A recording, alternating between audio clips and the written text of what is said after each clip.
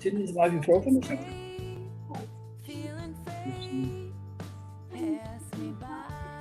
They get paid for it. Go ahead and get the shot. You get this. You do it now when you're red socks. Yep.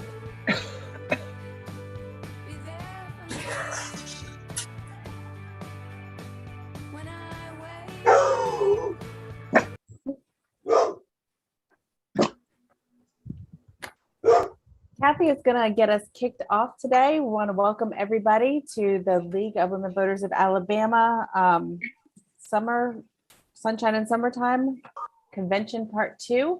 If everybody will go ahead and mute yourselves, I'll turn it over to Kathy. Kathy is going to get us kicked off today. All right, hold on. I just realized this is. Sorry about that. All right. Thank you, Stephanie. Good morning, everyone, and welcome to everyone who joined us today. And wanted to welcome you to the second part of the 2021 League of Women Voters of Alabama State Convention. Every 2 years, we hold a convention to conduct our business and present awards, to learn about important issues and to get to know each other better. The pandemic has continued to affect our lives and provided many opportunities for us to be able to innovate and adapt. This year, we're conducting the convention using a virtual format. In May, we conducted our convention business. Today, we're coming back together again virtually to celebrate and acknowledge the amazing accomplishment of the recipients of our League Awards. And we're learning about issues, challenges, and different perspectives that are impacting Alabama's ability to have a transparent and open government. I wanted to take a moment to give a heartfelt thank you to the entire convention planning team, led by the phenomenal Stephanie Butler, who is our convention manager today. They have assembled an amazing program, and you will learn and enjoy it a lot. You can help us get the word out about the need for transparency and open government by sharing your impressions of what you're seeing today on Twitter, Instagram, and Facebook, using the hashtags #TransparentGovT and also using #LWVAL. We are live streaming the entire program on our LWVAL YouTube channel, which we would invite everyone to go subscribe to. And you would please invite your friends to watch it. And Jean Johnson is placing the links in chat for the hashtags, as well as the convention booklet and the YouTube channel link, which I'll provide in just a moment. There's a lot of information that you'll be seeing through the chat today.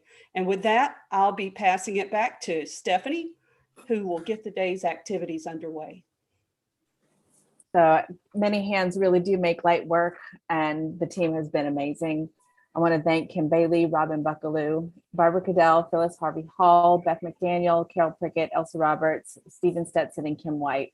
And a huge thank you to Jean Johnson and Kathy Jones, who did a whole lot of heavy lifting to make the event happen. You guys really are the best. We have a very packed day, but there is a short break planned for around 11:45 so that you know when our break time is. And we're going to get things kicked off with some awards. Take it away, Kathy. All right, thank you. In 2015, the League of Women Voters of Alabama created the Transparency in Government Award to recognize the efforts to bring greater transparency to government decision-making in Alabama at any political level. The LWVAL and its members believe that transparency in government is one of the major mechanisms for making government accountable to the people.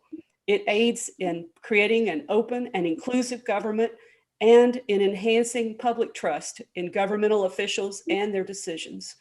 As the president of the League of Women Voters of Alabama, it is my honor to announce that the Greater Birmingham Alliance to Stop Pollution, or GASP, has been selected as this year's recipient of our prestigious Transparency in Government Award. Before we present the award, let's watch a video to learn more about GASP and their very important mission. I mean, I'll be honest, I think if you're a polluting company, you should be worried about everything we're doing because we're out to get you. I mean, I'm not going to sugarcoat that. And we've got a good track record.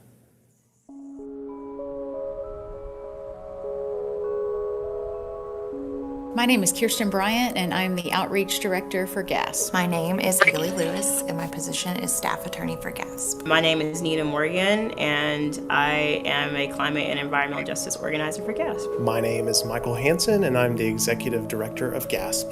Ever since GASP was established, we've known that we might ruffle a few feathers because we were going to not hold back in calling a spade a spade. It feels good to work for an organization that is holding truth to power and really teasing out the problems when it comes to Birmingham and even the state. So our vision is for a healthy, just, and sustainable Alabama. And in order for that to come about, we're going to have to take down some systems and people that are standing in our way. So I think GASP's value to the community as a whole is that not only are we very serious, staunch advocates, but also we do it in an evidence-based way, which is very important to me. So I feel like we're always fair. The idea that we all deserve to breathe clean and healthy air is an easy one to embrace. It's hard to argue with the concept that we really should leave our planet healthier for future generations. As a parent and as a citizen, I think it's right to advocate for clean and healthy air for everybody. Are our agencies always doing the absolute right thing? Are they always doing as much as they could? Are the companies always doing the absolute right thing and doing as much as they could? And oftentimes I feel like the answer to those questions are no. They're not doing as much as they could. And of course, part of that will be the advocate is always going to have a stronger stance, but I think everyone could do better. And I think everyone that lives here deserves for everyone to do better. For the most part, residents are on the same page about the problem of industry and pollution. I think that division occurs when it comes to thinking about solutions. So do we want to leave? Do we want to stay? If we want to stay, how do we want to be supported? If we want to leave, how do we want to be supported? I think the hardest thing about working at GASP is how small we are and how big the problem is. Apathy. A lot of people just don't care. You talk to people on the street and they say, well, it's better than it used to be. Well, better's not good enough. And it's hard to get that message out when you're small and under-resourced. The past few years have been really remarkable to watch our work grow and prosper. In particular, over the last 2 to 3 years, we've seen a lot of results coming from our work. I think the fact that GASP worked with PANIC in particular to get a resolution passed to urge Congress to provide funding for relocation and remediation for residents that live on the Superfund site, that was great. The federal trial was certainly an encouraging time, knowing that people were being held accountable for their illegal behavior was encouraging and sent the message to us that we're certainly on the right track. I feel like we submitted some really great technical comments on ABC's Title V permit recently, and that's still an ongoing project that I think has a lot of potential. And then our continued push for listing the 35th Avenue site on the MPL. Raising awareness about solar power in Alabama and watching that go from an issue that a lot of Alabamians weren't talking about 5-10 years ago to something that we hear about on a constant basis now. The issues in North Birmingham, the environmental injustice, and all of the work that we've put in over the last 10 years resulting in corruption charges, but also more than that, attention from elected officials trying to actually solve the problem now. Going from the margins to a mainstream, credible organization in the last couple of years has been really fulfilling for me. Hearing our small organization's name over and over throughout this federal corruption trial was really eye-opening, and it made me realize how important our work is and how when you stick to an issue and you know that you're right, you know that you're on the right side of history, and we are on the right side of history. When it comes to living in a community that has unhealthy air, we're going to do what we can to reverse that. Even folks who aren't like formally getting paid to do organizing work, like the residents, they know that these industries are like negatively affecting their health. So a lot of the same actors who are polluting our air and our water and contaminating our land are the same people who are standing in the way when it comes to access to health care and to better schools and to public transit and all of these things that we need to be a healthier, more sustainable Alabama. But it's going to require a great deal of education of the general public. It's going to take a lot of motivating and getting people to be less apathetic and getting engaged in the processes that can bring about change. And it's going to take a lot of collaboration with the various entities, whether it's other nonprofit organizations, institutions like schools, city governments, the state government, all of the stakeholders, communities, neighborhood associations, individuals. It's going to take all of us. There definitely are young people in throughout Birmingham and particularly in North Birmingham that are ready to get organized, that are ready to self-organize, that are ready to engage in the struggle. Just because 2 executives were found guilty and there's an upcoming trial for 2 more doesn't mean that this problem has been resolved. If you live in North Birmingham, you are still dealing with contaminated soil, you're still dealing with an ongoing air pollution problem raining down on your family every day. There's still much work that needs to be done in the northern Birmingham area. The 2 most important things that people can do is 1, become a member of GASP. You can do that with as little as a $5 donation. And 2, share your story. And we've learned through years of experience that the most powerful way to impact change is by letting people know how something affects you and the people that you care about. We also have a lot of opportunities to get involved as a volunteer to help us further our mission. Try to understand the air quality around you, whether that means looking around and saying, oh, what's that type of facility? I think there's a lot of power in understanding what's around you and how it might affect you. My name is Kirsten Bryant. My name is Haley Lewis. My name is Nina Morgan. My name is Michael Hansen, and I am a voice for clean air. I'm a voice for clean air. And I'm a voice for clean air. And I'm a voice for clean air.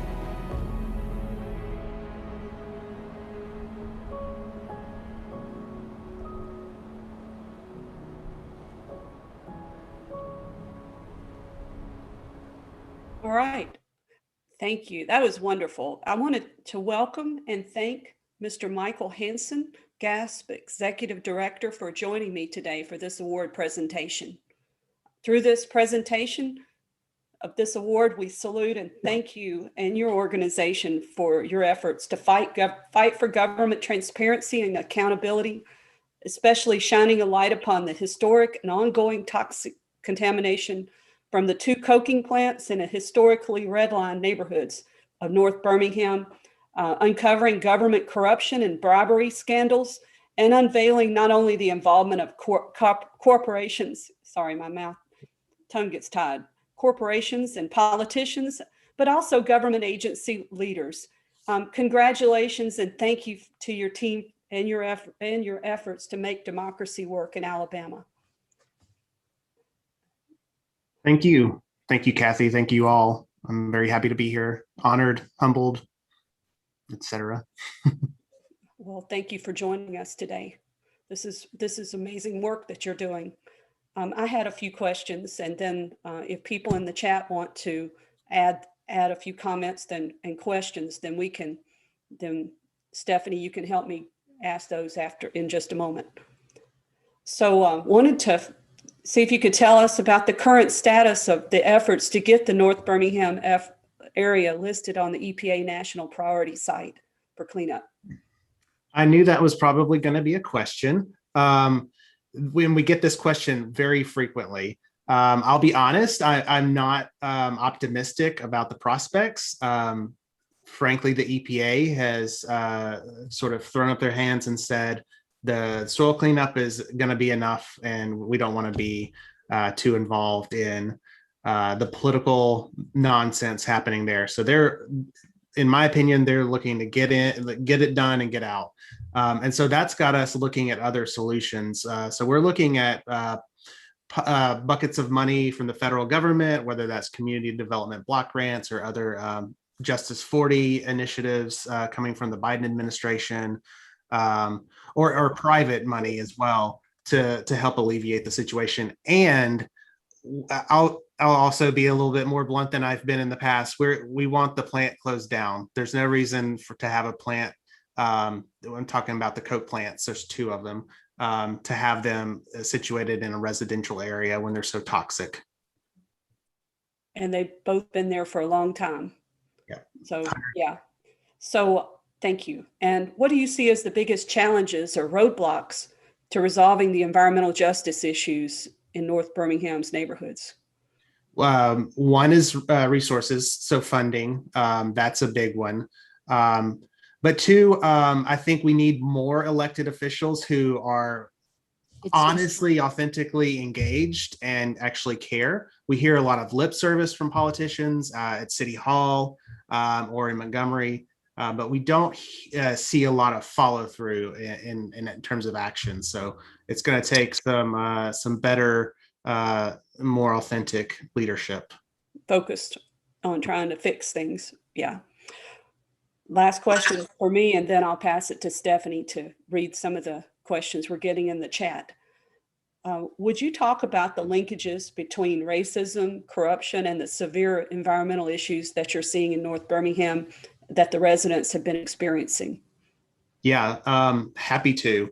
I don't think I need to tell the League of Women Voters that Alabama is a racist state. Our 1901 Constitution is explicitly white supremacist.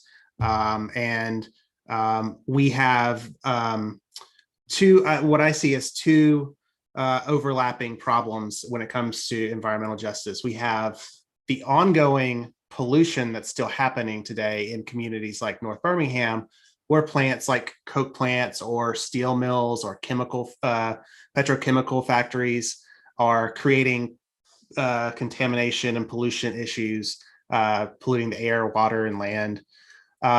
And we have the legacy contamination, pollution issues from prior to the Clean Water Act, the Clean Air Act, and other environmental protections.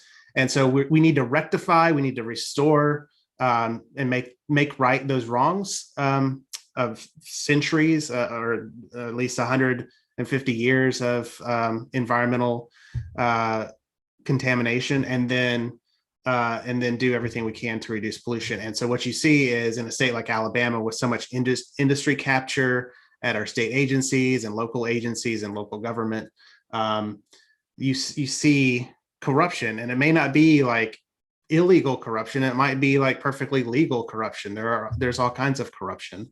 And so we have the environmental injustice, you've got the corruption, and then you've got the racism and built into the Constitution and the systems of the state. So they all intersect and they all perpetuate one another, in my opinion. Thank you for your comments. This is a really helpful dialogue for us. Stephanie, did you want to share some of the questions from the chat? First, I wanted to mention that somebody had asked in the chat about doing donations and joining GASP, but they don't prefer to do it online. And the mailing address for GASP was put in the chat, so you can find that information there. And Jean also placed the link for GASP if you wanted to go onto the web to learn more, to donate, to join. Leonette asked a great question. She said that Birmingham city elections are coming up in August, and she wants to know, what do Birmingham voters need to be asking candidates? Yeah, that's a good question. You could ask how they plan to rectify environmental injustice in Birmingham, and know that North Birmingham is just one of many cases of environmental injustice and environmental racism. You can go over to Inslee, you can go over to Midfield areas and Fairfield areas, and those areas intersect with Birmingham, and there are challenges there as well. I would ask, also bring up climate change. what are the candidates for city office going to do if elected or reelected to fight climate change? We're seeing this year the fruits of many years of bad policy, and it's only going to get worse. So we need every level of government, city, county, state, federal, to start acting seriously on climate change. Joyce Lanning asked concerning the challenges to Alabama Power Company, Alabama Power, what is the status of those lawsuits currently? We have a couple of lawsuits against Alabama Power or pertaining to them. We have one involving permits for plants that were overdue, and that one's against ADEM for not reissuing or renewing their Title V permits for Plant Berry, Gaston, Greene County, etc. And that one's being worked out with ADEM and Alabama Power. So they're renewing their permits. Yay, we won. And then we have one over their attempt to add 1.9 gigawatts of new fracked gas onto the power grid in Alabama, which we don't need. We need clean energy, not gas. And so that one is headed to state court. And then finally, this past week, we filed in federal court, represented by SELC, the Southern Environmental Law Center, a federal case against the Public Service Commission for failing to implement the Public Utilities Regulatory PURPA law from 1978. And that one will be proceeding soon. So we're moving forward on all fronts. I apologize, I didn't read Joyce's question to completion. She was asking specifically about solar power to prevent customers from generating their own. Yes, that's the final case. Okay. So that's the one that we filed in federal court. It is now entered into the Middle District of Alabama. Tara had a good question. Tara Bailey was asking about, give me 1 second. All right, Tara was asking, who are good allies for environmental issues in the Northern Alabama area? I got to give a shout out to Daniel Tate and Energy Alabama. Daniel is one of the sharpest minds in the country when it comes to utility watchdogging, and Energy Alabama does a lot of great work around clean and renewable energy. So 10 out of 10 recommend them. And Tara, Cindy also put a comment in there that she's working on it at the Alabama Rivers. I have one question. I'm just wondering where the notion came from that corporations aren't responsible to clean up the messes that they make. Where do you think it came from? It came from them. Yeah, we've got a problem, y'all. The polluters pay law was sunsetted years ago, 2 decades ago, and we need to get that law re-implemented so that polluters are paying into the pot of money that's used to clean up the money, to clean up the contamination, such as the soil cleanup in North Birmingham and other Superfund sites. So we need, that's actually in the infrastructure bill. So if anyone's interested, I can find the link real quick and drop it in the chat. There's a campaign right now to reinstate polluters pay. That'd be good. We'd love to get that added to the chat. I will do a little digging, but I'm happy to. You can email it to me if you want to later. Okay. Okay. All right. Well, thank you so much for being here with us today. Well, thank you. Thank you all. Thank you, League, for, I think Cindy, maybe you nominated us. So thank you, Cindy, and all of our friends. And I just want to say also that during the corruption trial that was mentioned in that video from a couple of years, I went to Kyle Whitmire with some of the things that I had dug up in 2015, a couple of years before that trial. And so I saw that Kyle, I believe, is your keynote speaker today. So kudos to Kyle and all the great journalistic work that he does as well. So we couldn't have done that without Kyle. Yes, and I think there's several League of Women Voters members on your staff. The images I saw in the video, I recognized a few. Yeah. So that's wonderful. Thank you so much. And we'll keep up the great work and we'll all stay connected. Thank you. Thanks. All right, Stephanie, you want me to switch gears to the next award? All right, so we're going to switch gears and present the second of our awards. The League of Women Voters of Alabama Awards, several of them are actually pretty old, several decades old. The Katz Award was named after a woman named Jane Katz, whose advocacy work as the League of Women Voters of Alabama legislative chair is a legend in the league and the legislature of Alabama. She was appointed to the new position of legislative chair in 1964. Jane led the league's advocacy effort in the 1960s and 70s for the support of constitutional reform, education, equalization of property taxes, consumer protection law, reform of the election law amendment, and environmental issues.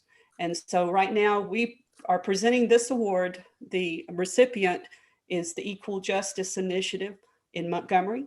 And the presentation is done pre-recorded. This is to help us with our logistics and also EJI's availability. So right now I'm gonna hand it back to Stephanie to show a video, and then we're gonna go to the award presentation.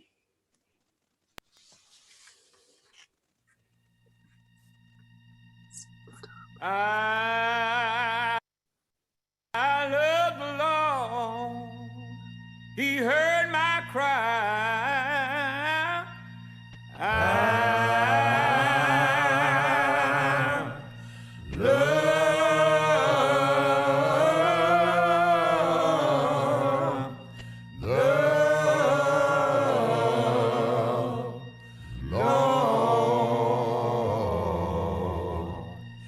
He heard my.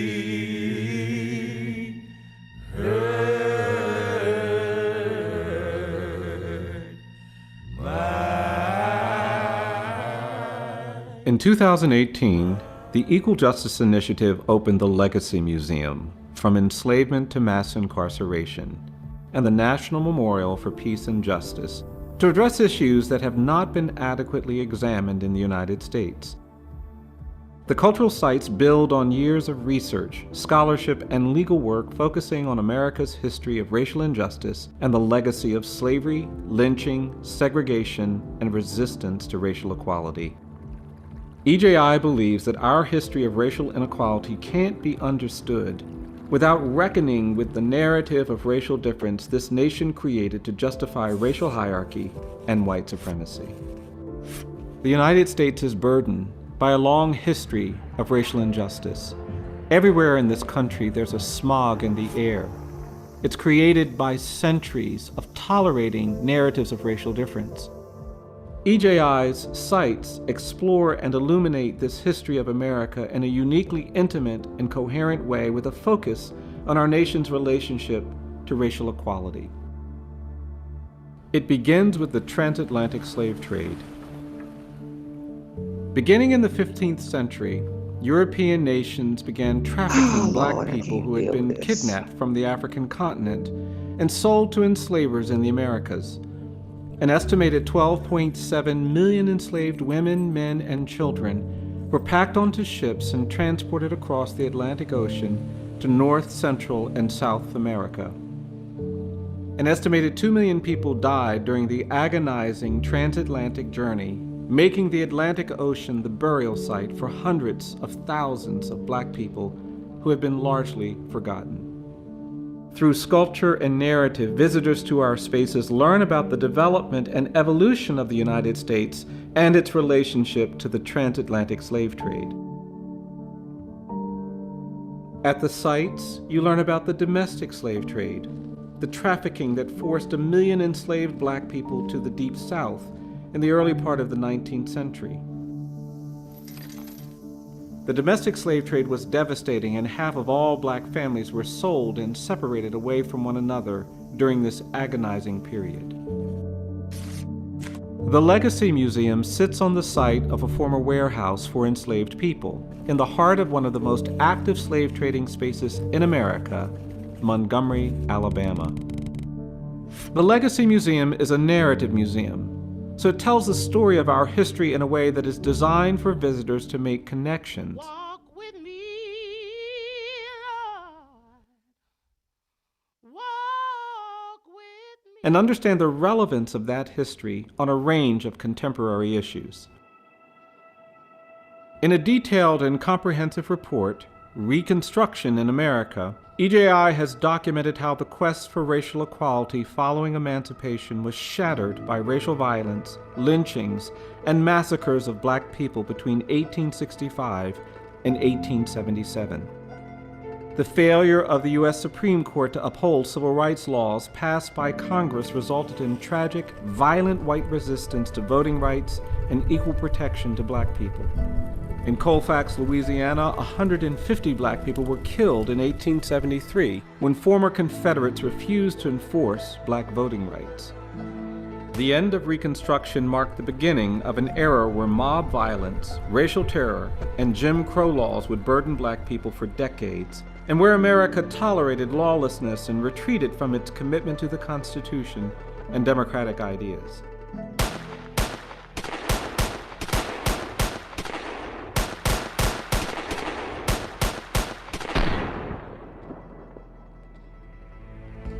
EJI now has the most comprehensive data on lynching in the United States. The lynching era was devastating for Black communities and families and has never been fully acknowledged. Black communities were traumatized by terror lynchings. Women, men, and children would sometimes be tortured and burned alive in spectacle violence in city centers and courthouse lawns. Many Black people were lynched for social transgressions like failing to call a white man sir or knocking on a white person's front door. Black success and achievement was a threat to white supremacy and racial hierarchy, and some Black people were lynched merely because they achieved some degree of independence. 6 million Black people fled the American South to the North and West during the 20th century in response to racial violence and terror lynchings. The demographic geography of our nation today was largely influenced by racial terror lynchings, which we have not yet acknowledged. World War II and international attention to the plight of terror violence in the South made mob lynchings and lawlessness less tolerated, and that gave rise to the extraordinary social movement led by courageous Black people resulting in the Civil Rights era. Montgomery is home to what is widely regarded as the birth of the Civil Rights Movement, led by Rosa Parks, Dr. Martin Luther King Jr., and thousands of community activists and residents who formed the Montgomery bus boycott. The Legacy Museum documents the heroism of these local leaders, but also explores the intense white resistance to change and racial equality. All the people of the South are in favor of segregation. A legal architecture had been created to legitimate racial segregation and racial hierarchy. Laws and customs humiliated and denigrated Black people on a daily basis. Educational opportunities were foreclosed and voting rights denied. This march will not consent. A decade of intense activism ultimately resulted in the passage of the 1964 Civil Rights Act and the 1965 Voting Rights Act. Let freedom ring, and if America is to be a great nation, this must become true. However, resistance to racial equality persisted. New forms of social control and racial exploitation emerged in the 1970s with the war on drugs. The American prison population skyrocketed from 200,000 to 2.3 million, the highest rate of incarceration in the world. Jails and prisons were disproportionately filled with people of color, many of whom were innocent or wrongly convicted. What would you do if you were charged for a crime you didn't commit? What would you do if you were sentenced to death? How would you survive? Who would you become?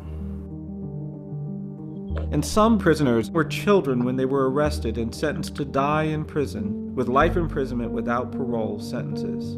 To say to any child of 13 that you're only fit to die in prison is cruel. The poor and mentally disabled were especially vulnerable. The percentage of women sent to jail and prison increased 800% with devastating effects on families. The death penalty was imposed in racially biased ways, resulting in more tragic inequality.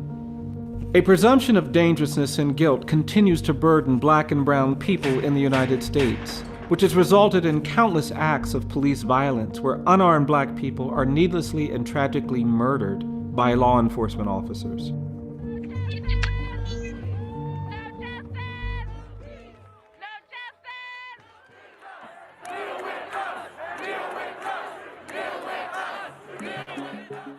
The Legacy Museum urges visitors to engage in a reckoning with this history, and many have come to Montgomery seeking an immediate opportunity to do so at the National Memorial for Peace and Justice.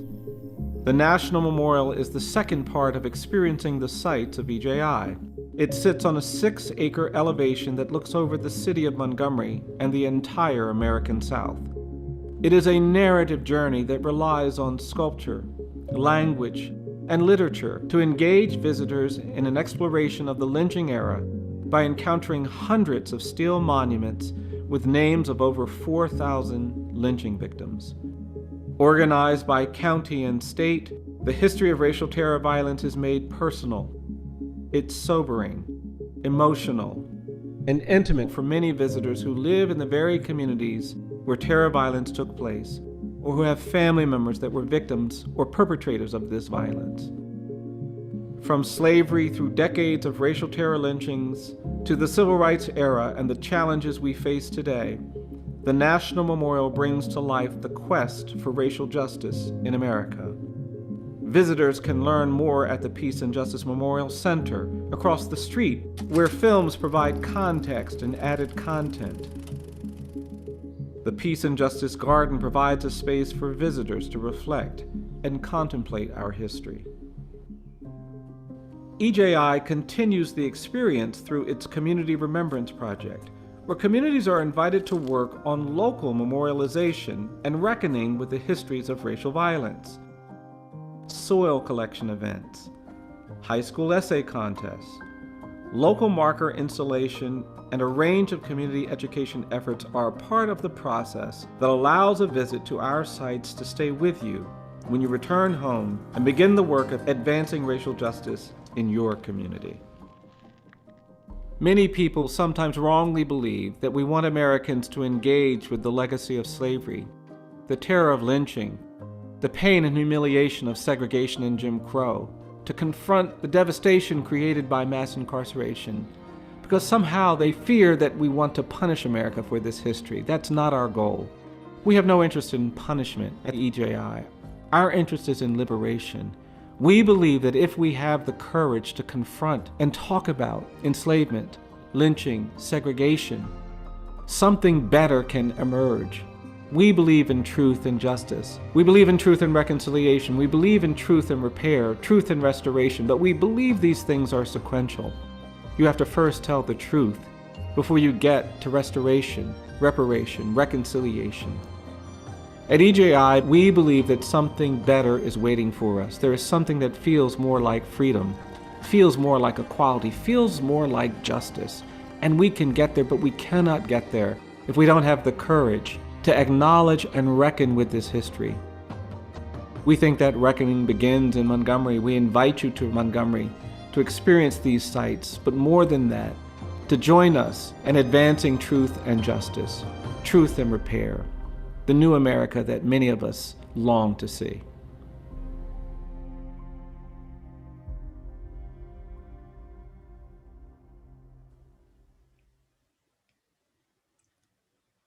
Now, as Kathy said, we did pre-record the award acceptance. If you give me just one moment, I'll make that transition.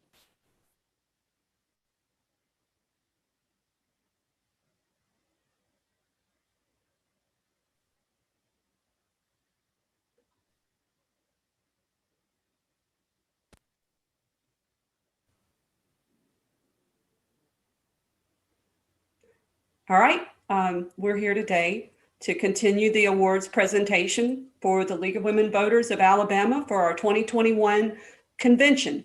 The CATS Award was established in 2005 by the League of Women Voters of Alabama to recognize an individual, or an organization whose work strengthens democracy. As the president of the League of Women Voters of Alabama, it is my honor to present the prestigious Jane Katz Public Service Award to the Equal Justice Initiative. And I want to acknowledge and thank Rebecca Sy, EJI's communications manager, for joining me today for this award presentation. Through the presentation of the Katz Public Service Award, we are saluting and expressing our deepest appreciation to the EJI organization for your heroic achievements, which are changing the narrative about race in Alabama and across the United States. We are grateful that EJI continues to provide legal representation for people who have been illegally convicted, unfairly sentenced, or abused in Alabama's state jails or prisons. And EJI has brought transparency and shined a light upon the tragic legacy of slavery, lynching, and racial segregation, which continues to shape current issues in Alabama and across the country. The visionary establishment of the Legacy Museum and the National Memorial for Peace and Justice in Montgomery, and the Remembrance Projects, which tells the story of lynching victims in markers and memorial exhibits in communities across Alabama and the country, is providing a much needed public service that will move us forward toward equality and equity as a country. And we want to thank you, Ms. Sy and EJI, for all that you're doing to make democracy work for everyone. Thank you so much for your kind words and everything you said. We here at the Equal Justice Initiative are humbled to receive this recognition, and we know you all stand with us as we fight for a more just and democratic society. So we thank you all so much for this recognition. We appreciate it and we humbly accept. Thank you. Thank you.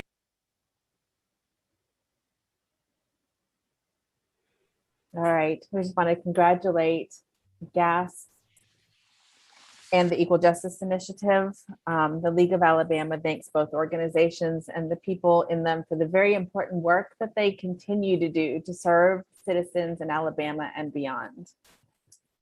Now we will turn to our panel on open records in Alabama.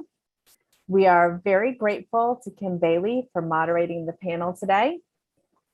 Kim is a member of the League of Women Voters of Greater Tuscaloosa. A native of Indiana, she calls Tuscaloosa home after residing there for 27 years. Kim has spent her entire career at the University of Alabama system, where she is currently the Director of Information Systems and Digital Content. She's an avid reader and loves the challenge of building Lego models.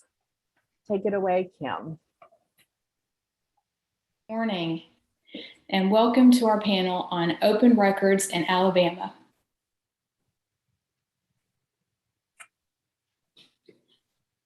The panelists will have 2 minutes to answer each question. They will have an opportunity to respond to every question that is asked. And at the end, we will allow them 2 minutes for closing remarks. Carol Prickett, you should see her window pop up. She will give you a warning when you have 30 seconds left, and then again at 15 seconds. So just keep an eye on Carol's window as soon as we see that come up. Participants are invited to send questions to chat or email them to Stephen Stetson, and I think we'll have a slide up in a little while with his email address. So you can send those in. Those will most likely be for a later follow-up. We're not sure if we'll have time to get to those. So you can just send those, and then we will send those back out later. So now I would like to introduce the members of the panel. First, we have Sonny Brassfield. He serves as Executive Director of the Association of County Commissions of Alabama. The association speaks with one voice for county government in Alabama and is a consistent advocate for the programs and people who manage and deliver services to Alabama's citizens. Tish Gotel Fox is the legal director for the ACLU of Alabama. After law school, she quickly discovered her love for the law as a tool to fight for and protect people. Felicia Mason is Executive Director of the Alabama Press Association. She is the first woman to hold the position in its 150-year history. And Senator Orr was supposed to join us, but he sends his regrets this morning. He is recovering from a illness. Okay, so first we'll get started now with our questions. Ms. Mason, we'll start with you. Senator Orr sponsored Senate Bill 165, the Alabama Public Records Act. In your opinion, why did it not pass? And if you could, describe the fundamental fault lines of disagreement. Well, I think with any piece of major legislation, you can expect to have a multiple year exercise in trying to work out all the differences. Sonny and I have worked on open meetings many years ago, and it's, when you have two sides that we're not necessarily completely opposite, but we're coming to it from different directions. It just takes a while to do it. And I think we learned that we started out with a comprehensive bill of 165, with Senate Bill 165. And we eventually came around to it being more of an amendment type of bill, where we were just looking at issues that were most relevant to the public.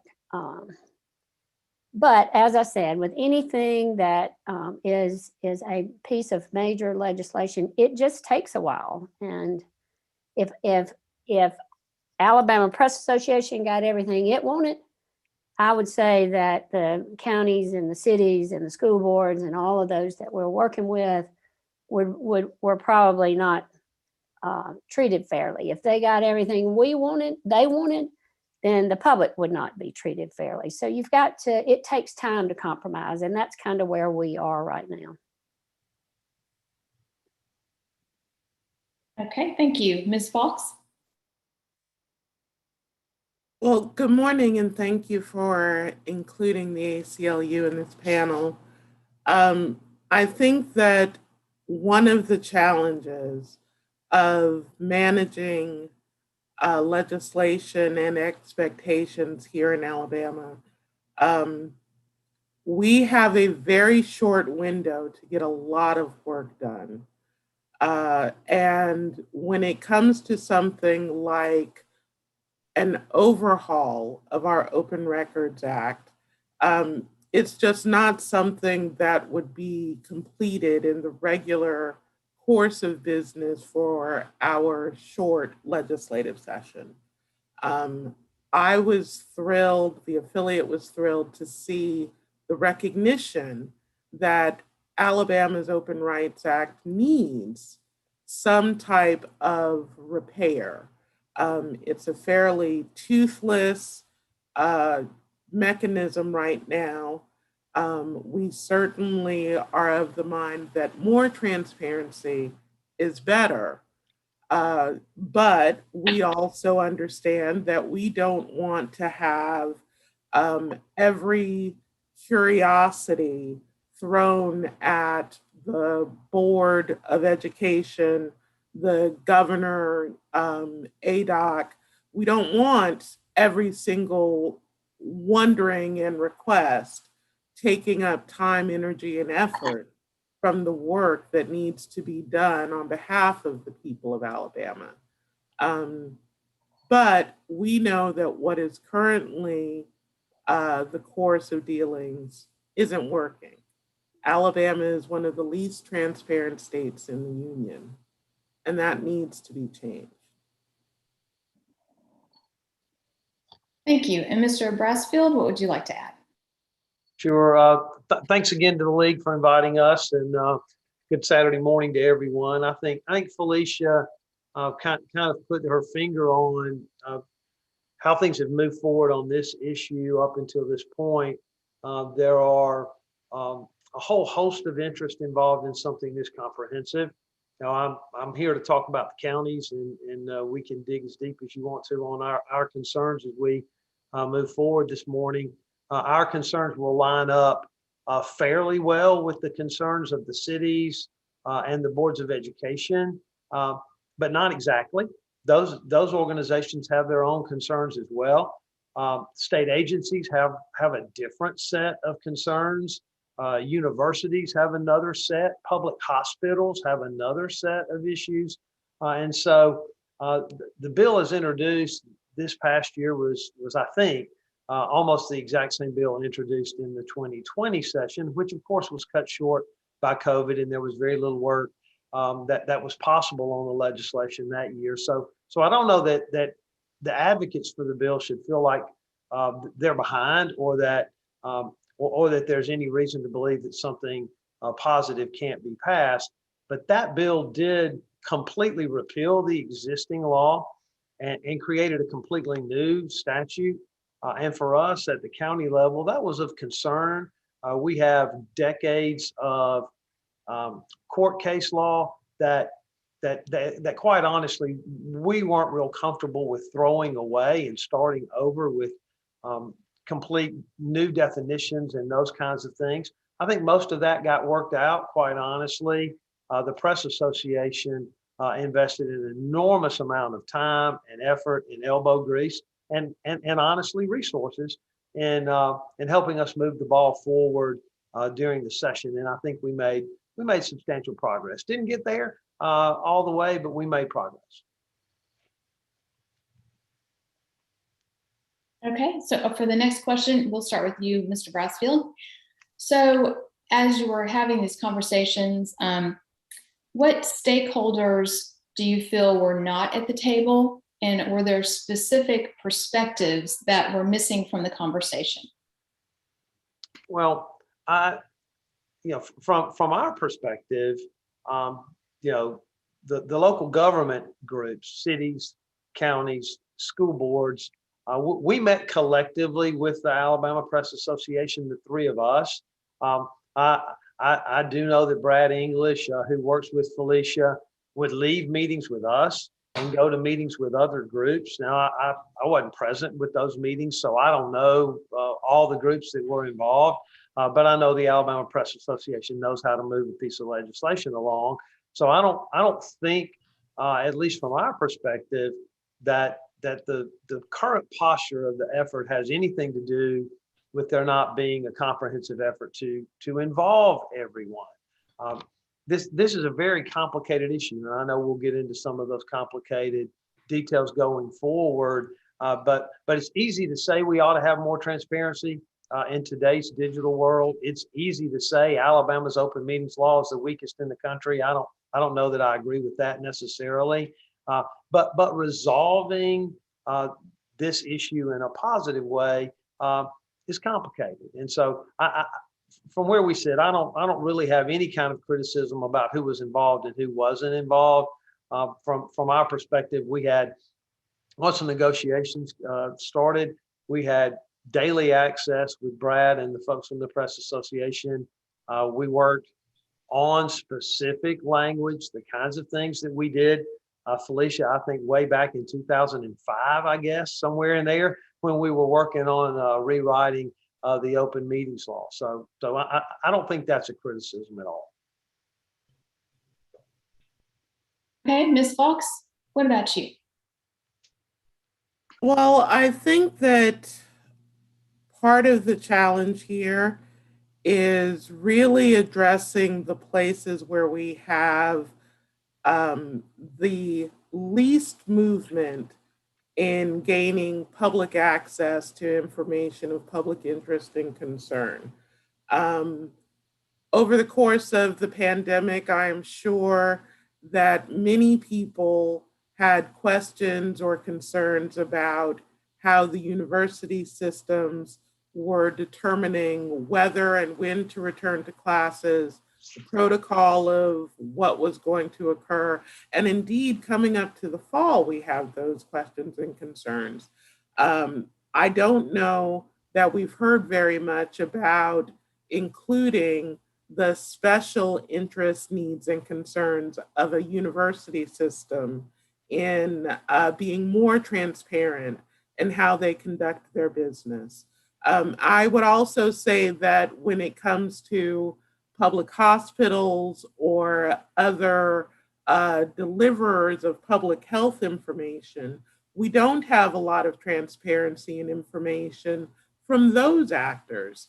And as far as reconciling the proposed legislation for Alabama with other pre-existing laws, interests, and concerns, I think we really are at a place where we can grandfather in some of the case law that informs us in how much the government is obligated to provide, while still providing a structure that works for a modern social environment in which we could electronically provide access for a lot of information that would free up hands to not have to do it directly, but just be transparent in offering that information to the public.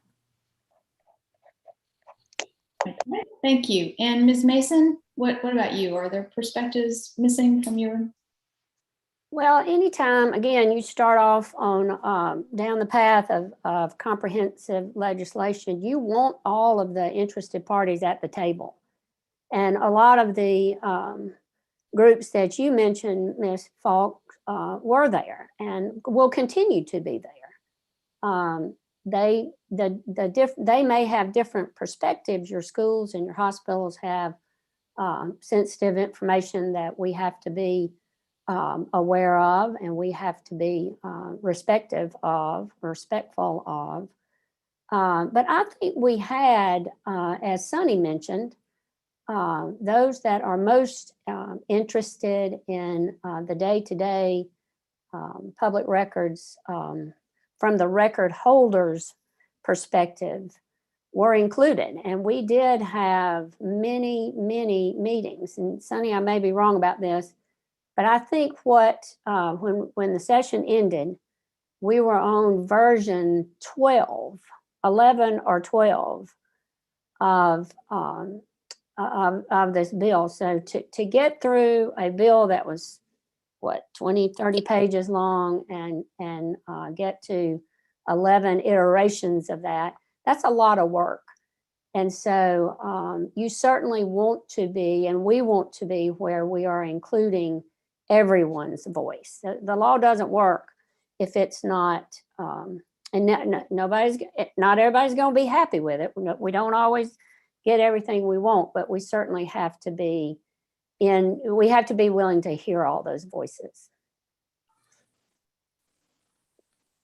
Okay, thank you. All right, Ms. Fox, we'll start with you on this question. We live in one of the most partisan and polarized moments in anyone's memory. Do you believe this issue became a conservative versus liberal issue? What do you see as the dividing lines? I actually don't think that this is an issue that divides that way. Historically, people in power have always wanted to reduce the disclosure of information to the general public. And the general public, depending upon their perception of what the government is, quote unquote, hiding, has wanted to dig deeper. That is not a conservative issue. That is not a progressive issue. That is an issue of free society and the balance between safety, security, private information security, and the obligations of a democracy. What I think is important is to identify the concerns of the stakeholders. Someone in the chat said, what is it that each of us cares about? For the ACLU, we care about transparency of information because the government has a limited role or should have a limited role in our everyday lives.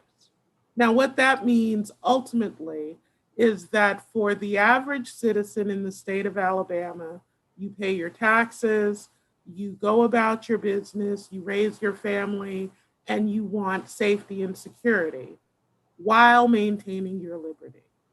What we ask is that anytime a public servant acts on behalf of the people, that that person may be held accountable, that they can explain what they are doing and why, and that those who would seek that information get easy access to it under all circumstances. Okay, thank you.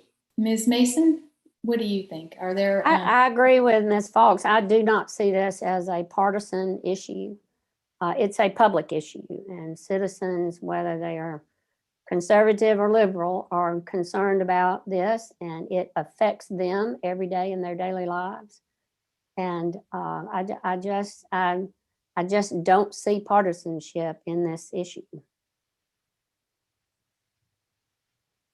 Mr. Brassfield, what would you like to add? Sure. I don't think this is an issue that will divide or during the last two sessions has divided along party lines in any way.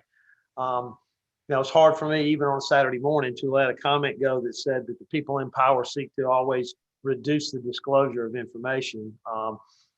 I've spent the last 34 years working with county officials and county employees around the state, and that's not how I see it in any shape or form. And quite honestly, coming at this issue with that approach is probably one of the reasons why it's been difficult to reach agreement at this point, just to be quite honest. But with regard to there being a Republican or Democrat side or a liberal or conservative side on this issue, I don't think that had anything to do with what happened in the 2021 session or will going forward. Okay, thank you. So we've sort of touched on this, but let's expand on it just a little bit. How are the special interest groups who are pushing the reforms perceived by lawmakers and decision makers? What are some concerns that you have in support and against the proposed bill? So we will start with Ms. Mason for this question.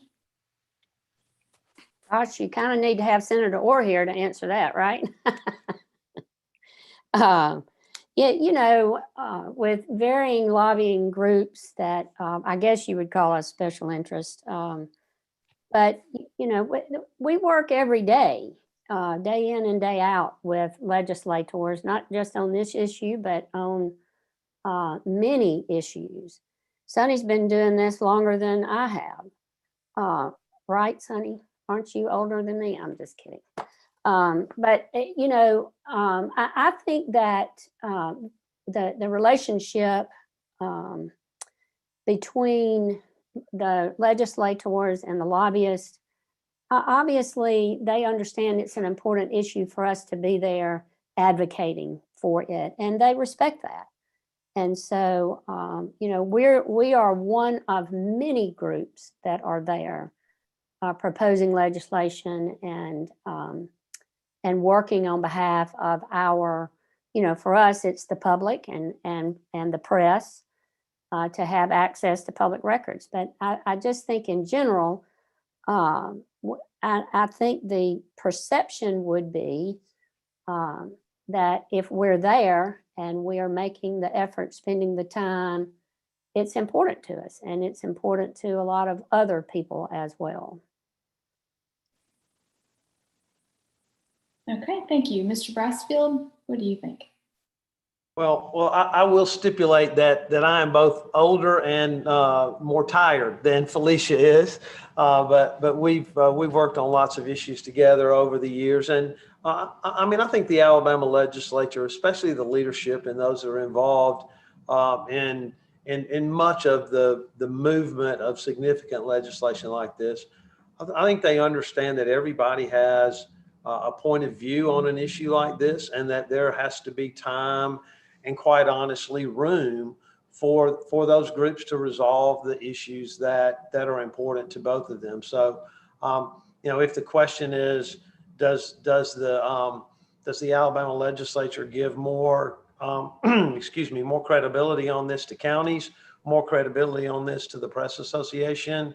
I would say I don't think they see it that way. I think they understand that the Alabama Press Association has an angle at which they come at this issue. It's understandable. It is justifiable, and that Alabama counties have their own angle as well. So I really don't think the legislature sees this perhaps in the way that those outside the process might believe. Quite honestly, the legislature on this issue, as they did on open meetings years ago, turned to the Alabama Press Association and us and said, "Go work it out." And quite honestly, that's how this process works. At some point, the leadership and those who feel strongly on both sides that are elected members, they stick their toe in there and say, "Y'all keep working." So I don't think anybody's getting any blame if that's kind of the focus of the question.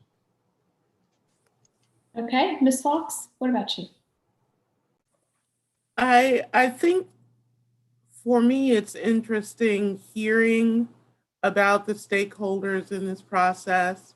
From my perspective as the lead litigator for the ACLU, my stakeholders are generally private individuals who have questions or concerns about how the government is impacting their lives.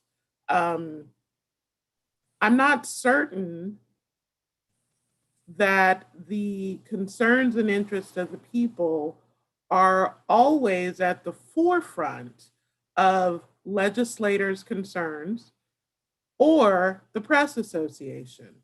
The question comes here in the comments about government officials who are concerned that more rigorous transparency will create more work for them. I don't think that that's what the press is concerned with or advocating or addressing, but I do think that the average citizen might have interest or concerns that would require a bit more work if they were going to be able to get the transparency that they want. And I'm not certain whether or not those interests and concerns are always placed at the forefront in the legislative process at this juncture. I am certainly open to the idea that as we get to a more finished product, we start dealing not with the document requests of institutions and pillars of our democracy, but the individuals who have very specialized questions. And for the ACLU, we want to speak for those individuals, the people who really just need access to a videotape, not the full economic disclosure of a department. Okay, thank you. And Ms. Fox, we'll start with you on this question. So this is changing tactics just a little bit, but when these requests come in, how do you balance access to information with individuals' privacy? Well, I think that one of the central concerns for the ACLU is that the individual and their closely held private information are protected as much as possible, while still giving the public access to information that they may need. For example, if I ask the question, how many heart attacks were presented at X public hospital. I am not asking who are the individuals who were believed to have been suffering a heart attack, which would require that you disclose private medical information about individuals. I am asking for broader anonymous information so that I can do my research into whatever I'm doing. I think that what we often find is that the strenuous protection of private information is used as an excuse to avoid giving broader information that may have negative implications. And while privacy is tantamount for the ACLU, the access to broader community information is key and important. As we move forward, I think it's a false dichotomy to claim that privacy concerns prohibit any type of disclosure. And it's something that the Alabama Open Records Act seems to tolerate entirely too often. Thank you. Mr. Brassfield? Well, certainly the privacy issues, for us are one of the things that are on the table that we have to try to address in any new piece of legislation. From our perspective, those relate to, personnel records. Those relate to things in law enforcement that are protected for those reasons. And it also relates to things like economic development, recruitment activities while we're still trying to secure new businesses in the state. I think those are the kind of things that everyone would agree are to be disclosed. The question's when, and those are the kinds of things that when you get around the negotiating table, you try to find a workable solution. As Felicia said when we started, probably not everything that those who would advocate for complete and immediate openness of all documentation, probably not exactly what they would want, and probably not exactly what those who have difficulty, as is mentioned in one of the questions, having enough staff to respond to questions, especially if we begin to open up this process to electronic requests from all over the country or perhaps even all over the world. There is a concern about the ability to respond to those requests, especially by small governments that may have 2 or 3 people who work there. But the privacy issues can be worked out as long as everyone concedes and understands that it's more about timing than it is about the information. And Ms. Mason? Well, certainly privacy is a concern for all of us. I mean, those of us sitting around the table negotiating are individuals too. And so we understand that privacy issues are to be part of this discussion. I think Sonny's right. I think we can do that. I think some of the issues that he brought up, we addressed in the open meetings law. When, for instance, when you're talking about economic development, it's when is it disclosed, not if it is disclosed. And that part of, I think the confusion that comes in with that in our law is how vague it is now and where it really doesn't address that at all. And part of the reason that we're here doing this is to create more, I wouldn't say definitions, but more clarity that will be guidance for the public and the press and guidance for the government officials or those who hold the records. But getting back to the core question, privacy is always a concern and it gets more so every day. But, I think we're given the tools to address that. We've just got to figure out how to get it into the statute. Okay, thank you. So we know that there are many other states who have more, broader laws for open records than Alabama. So what problems have other states experienced?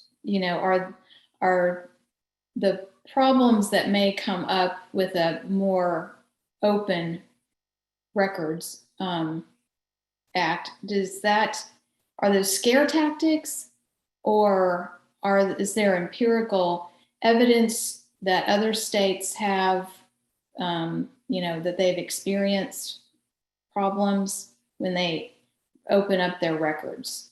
So, what can we learn from other states as we move forward here? Mr. Brassfield?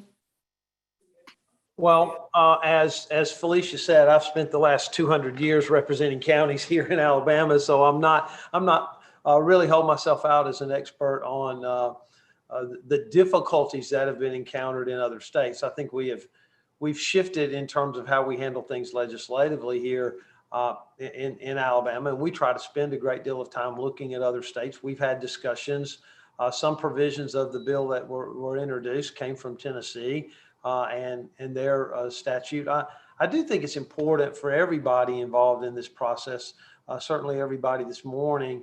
If you go to Alabama's open records law, it's about 3 sentences long. And so if you said, golly, we have a horribly short open records law, there's no definitions in it, there's no provisions for time, that, all of these things that you would list that you find in all the other statutes around the country. Well, the truth is Alabama's courts have established all of those things. We all know what a public writing is. There's been scores of litigation about that. Now, that definition's not in the statute, but that definition has been defined by the court, and it carries just as much weight as it would if it were written in the statute. So I think the frame that many people who don't work in this every day may see that's around the whole issue of open records is our law's 3 sentences long, therefore our law is bad. I do think from anyone's perspective, our law needs improving, our law needs expanding, our law needs a more specific definition, but our law is much more than the 3 sentences you see in the code book. Now, I would actually say that relying on case law and development through court to understand our Open Records Act is in and of itself a problem, because that therefore means that the court has written and defined what our Open Records Act means or says, rather than the legislators doing it, rather than the legislature doing the hard work of defining and holding accountable and placing what is or is not to be covered under the law. And I would further go on to say that for the average person who wants to understand what our open records law requires, requests, and will accept, it's unreasonable to expect that person to have to go to case law and basically act as their own lawyer to figure out the outer limits of what our Open Records Act will do, especially when our court records are not easy to gain access to. They are not freely available to every person under all circumstances. The ability to pull up the act, read it, and to understand the outer limits of what that act can and cannot do should be on the face of the legislation. It shouldn't require that you have a Juris Doctorate to understand under what circumstances the government can or can deny your information request. Ms. Mason? Well, certainly it is difficult for to get all the information related to public access given that it's spread out. And, certainly we should have done this many years ago. But here we are now trying to do just that. And I think, as Sonny said, we looked around at what some other states are doing and how the practices of their government officials. And take, for instance, our law doesn't say or put a time limit on when a government body has to respond. That's important. That's something that's important to us. And there are lots of different examples throughout the other state statutes. And so finding one that works for us is something that we're working for. What you're describing as it being very difficult and you having to be a lawyer to figure it out, if it's not something you deal with every day, that's true. But I mean, that's why we're here. That's what we're doing. And that's, we're certainly attempting to try to put something together that works. It works for the public. It works for government officials and government entities. And it's easily understood.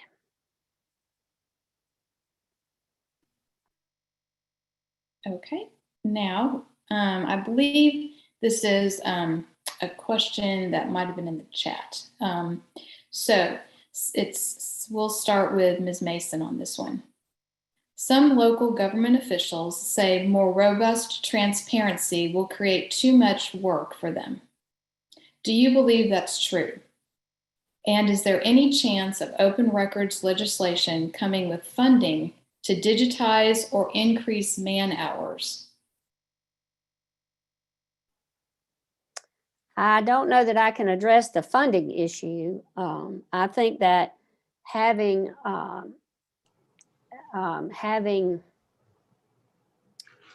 more work being put on the government officials it certainly is a concern for them. But we're not opening anything that is currently closed. The exceptions remain the same. But there are areas in our state, because we are primarily a rural state, where you have you do not have a large staff to be able to say, I need this document, and it's, regardless of where it is, and it's it's a big document. That's an issue we've got to work out. It's a concern for the record holder. Sonny can probably address that better than I can. But it is just it's just something that we need to have. We need to have defined, and as I said with the last question, something that we will have a specific number of days you have to respond. Now, not necessarily hand over the material.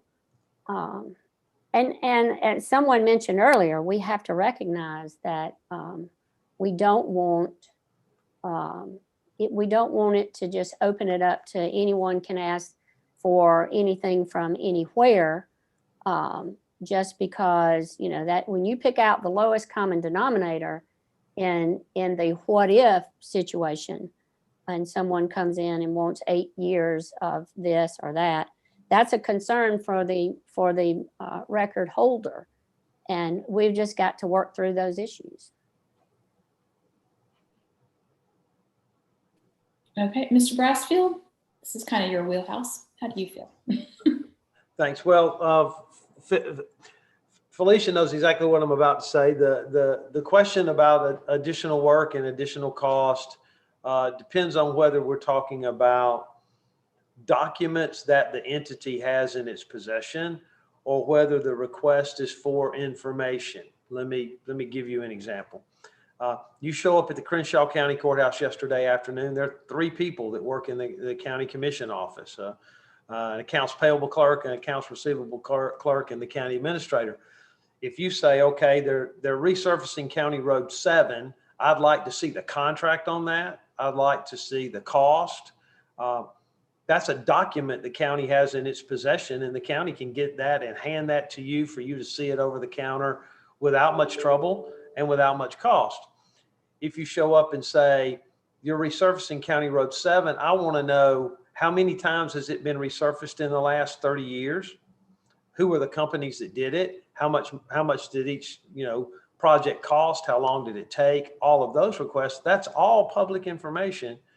You should have access to it, but somebody's got to pull all that together. And so those are some of the things we honestly have been trying to work through. How do you differentiate between those two things? One thing doesn't cost anything, doesn't take any time at all. Another request is legitimate. It's public information. You have access to it. How do we put that document together, and whose responsibility is it for paying for the research? And in some places that's an issue. In some places, there's plenty of staff. So again, one of those things we're working on.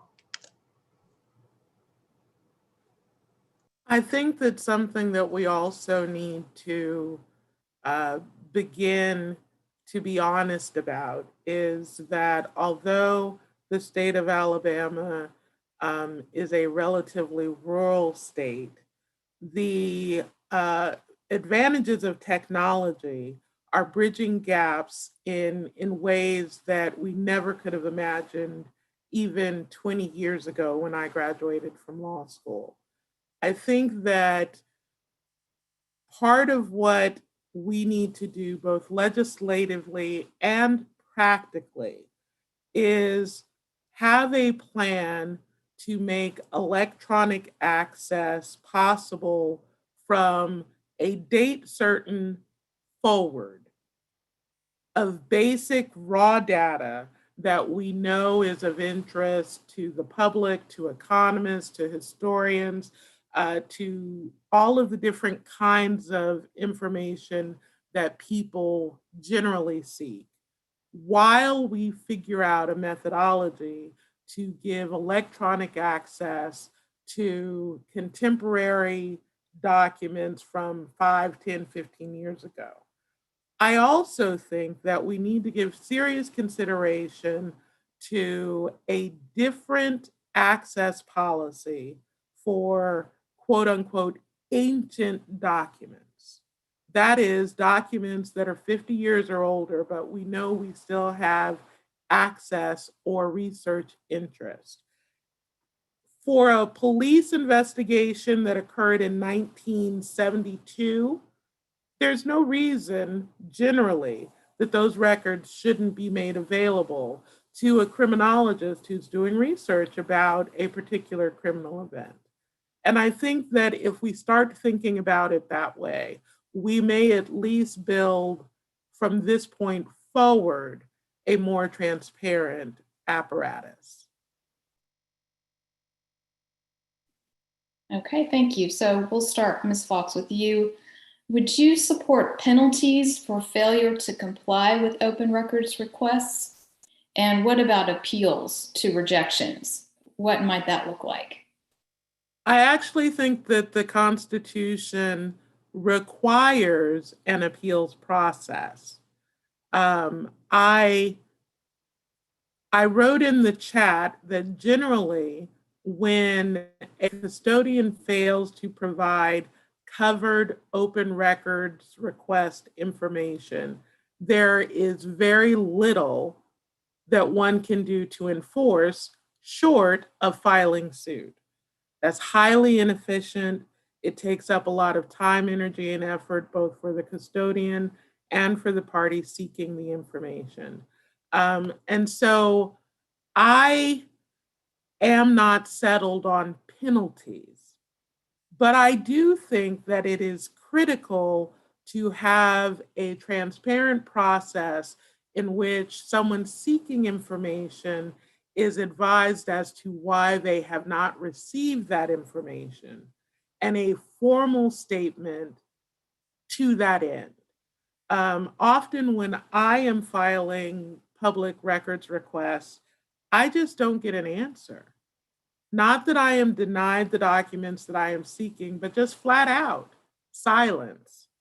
And if someone from the ACLU can't get responsiveness from a record custodian, what is Mr. Jones of no particular background, interest, or concern going to get when he is seeking documents or information?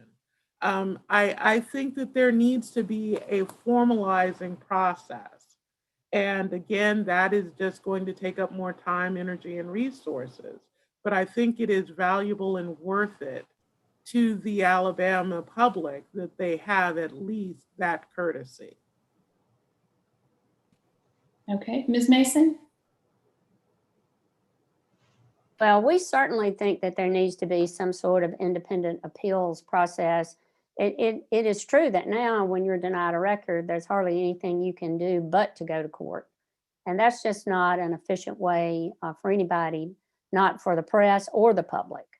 So that's one avenue that we are seeking, is to get some sort of independent ombudsman or something that either side can go to, whether they are, believe they have a document that is not public, as well as the public being able to go get it.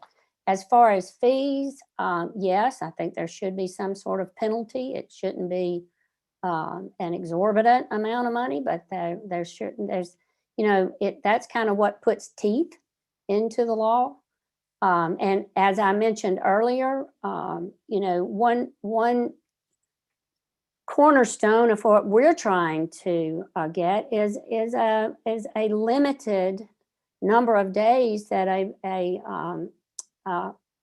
document holder has to respond, because not responding it should not be an option. There should be some sort of limit. Now, what that is, how many days and so forth, is kind of where I think the group is working on to try to get there. But yes, I certainly think that there should be something other than going to the court system, which is slow and costly, that would be a resolution for a document that has been denied or just has been a request that's been ignored. Mr. Brassfield? Well, the issue of some step between the request being made and filing something in court, what that step is and how it works was one of the things that we spent the most time on this past session, trying to talk through. Felicia mentioned there were 12 versions. Felicia, remind Brad that he owes me lunch. I predicted when we started that we would have it at more than 10 versions, and he said no way. But we didn't resolve that issue. I understand the concerns of those who show up, at a public entity, make a request, get no response within a reasonable time limit. I think we had a good bit of that worked out last session. The penalty issues for us, the bill as introduced, would have had those penalties levied personally against the public employee rather than against the public body. That was of concern to us. I think we got most of that worked out as well. We do, just to be transparent here on a Saturday morning, we're not particularly excited about a state employee being able to tell a public body whether or not a document is public and should be disclosed. I think if you had any state agency here, any of the universities here, any school here, any municipality here, I think everybody would say the same thing. Should there be an intermediate step? We don't have an opposition to that. Is the immediate step a state employee with the power to overrule a county governing body? We've still got to work on that some.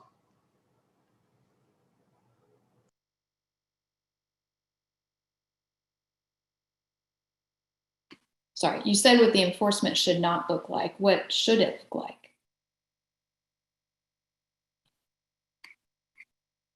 Oh, you're muted. You were Yeah. muted for a minute. I know. Did you start with me? Can you Yes, say that I'm again? sorry. Yes. So you said that what the enforcement from your perspective should not look like. What do you think it should look like? Do you have any thoughts on that? Well, we've mentioned this a couple of times already. You know, the Press Association in the counties sat down over probably a year, Felicia, something like that, and completely rewrote Alabama's open meetings law a few years ago. That process worked so well. We've amended it, I think, 3 times since then to make what I think the Press Association would consider improvements. And those things occurred without a whole lot of knuckle busting and finger pointing. We worked through that.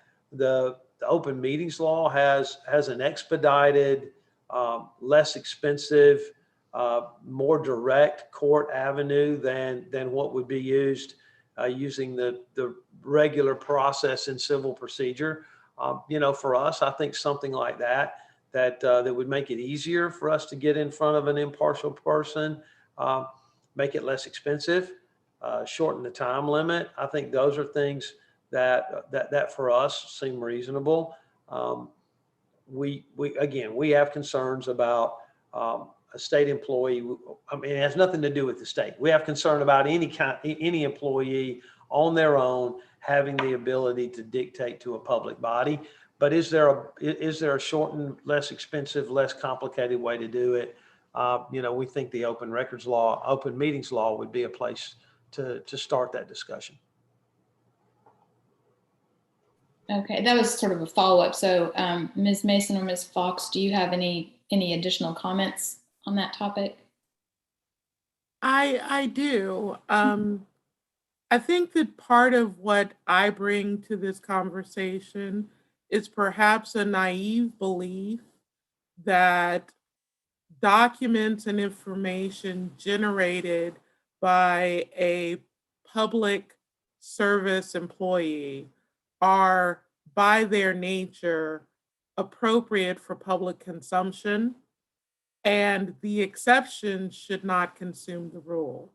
And so from my perspective, a lot of information that we are talking about, there really doesn't need to be this high level analysis of whether or not it should be disclosed. The high level function is it's not going to be disclosed. Do we have clear guidance as to why it's not? And everything else is open and fair game. Now, I understand that sometimes the requests are asking for a synthesis of information, the creation of something. And I'm not necessarily certain that government, that custodians have an obligation to create the thing that's being sought. If they have the raw data that's being asked for, disclose it as a matter of course. But the creation of data, I certainly think that that is a level of provision that may be excessive. And I think that the nuance between what is and is not creating new information is something that could statutorily be defined and should statutorily be defined. But the default should be disclosure, with non-disclosure being the exception that calls for review or analysis by a higher figure or an attorney. Ms. Mason, what are your thoughts? Well, I think the idea of an independent appeals process is just one of the issues that we're struggling with. I don't think any group is against that. It's just, who should it be? As Sonny said, we don't think it ought to be a state employee. And so, going back to the courts is something that we're trying to avoid. But that is, I think, a very good example of a complicated issue that has many different sides and many different many different aspects that we're just going to have to work out. And it's not easy and it takes time. In a perfect world, absolutely. Anything that's open is open and there should never be a question about it. But, you know, we don't live in a perfect world. We never have. We're not going to, not on earth anyway. And so we just have to work around these issues and see, you know, where can we find the common ground that would get us to where we want to be. Okay, thank you. So this will be our last question before moving into closing statements. You all seem very open to, you know, having this law pass. And so what sort of work is being done between the legislative sessions to work out the kinks and disagreements? Is there a conversation and some consensus building going on during this time? And we'll start with Ms. Mason. Well, as Sonny mentioned, he's going to have to get with Brad, who works in my office and works on this day to day in the legislature, you know, for lunch. We have not done a lot of negotiations since the legislative session ended. I suspect as we move through the fall and get ready for January, that we will get back to this. You know, everybody, when the legislature is over with and you've spent, you know, 3 days a week. Well, this legislative session was different because you didn't have real access to the State House. But after you spend those 3 intense days working on a myriad of bills, not just this bill, all of us have different, this is not the only thing any of us are working on. And so you kind of want to step back and take a break. And we all generally have meetings, our association meetings in the summertime. So, you know, we're going to have to come back around, but certainly before January, when the 2022 legislative session starts, I think we will have circle back around to everybody, try to get with Senator Orr and see where we go. And Ms. Fox?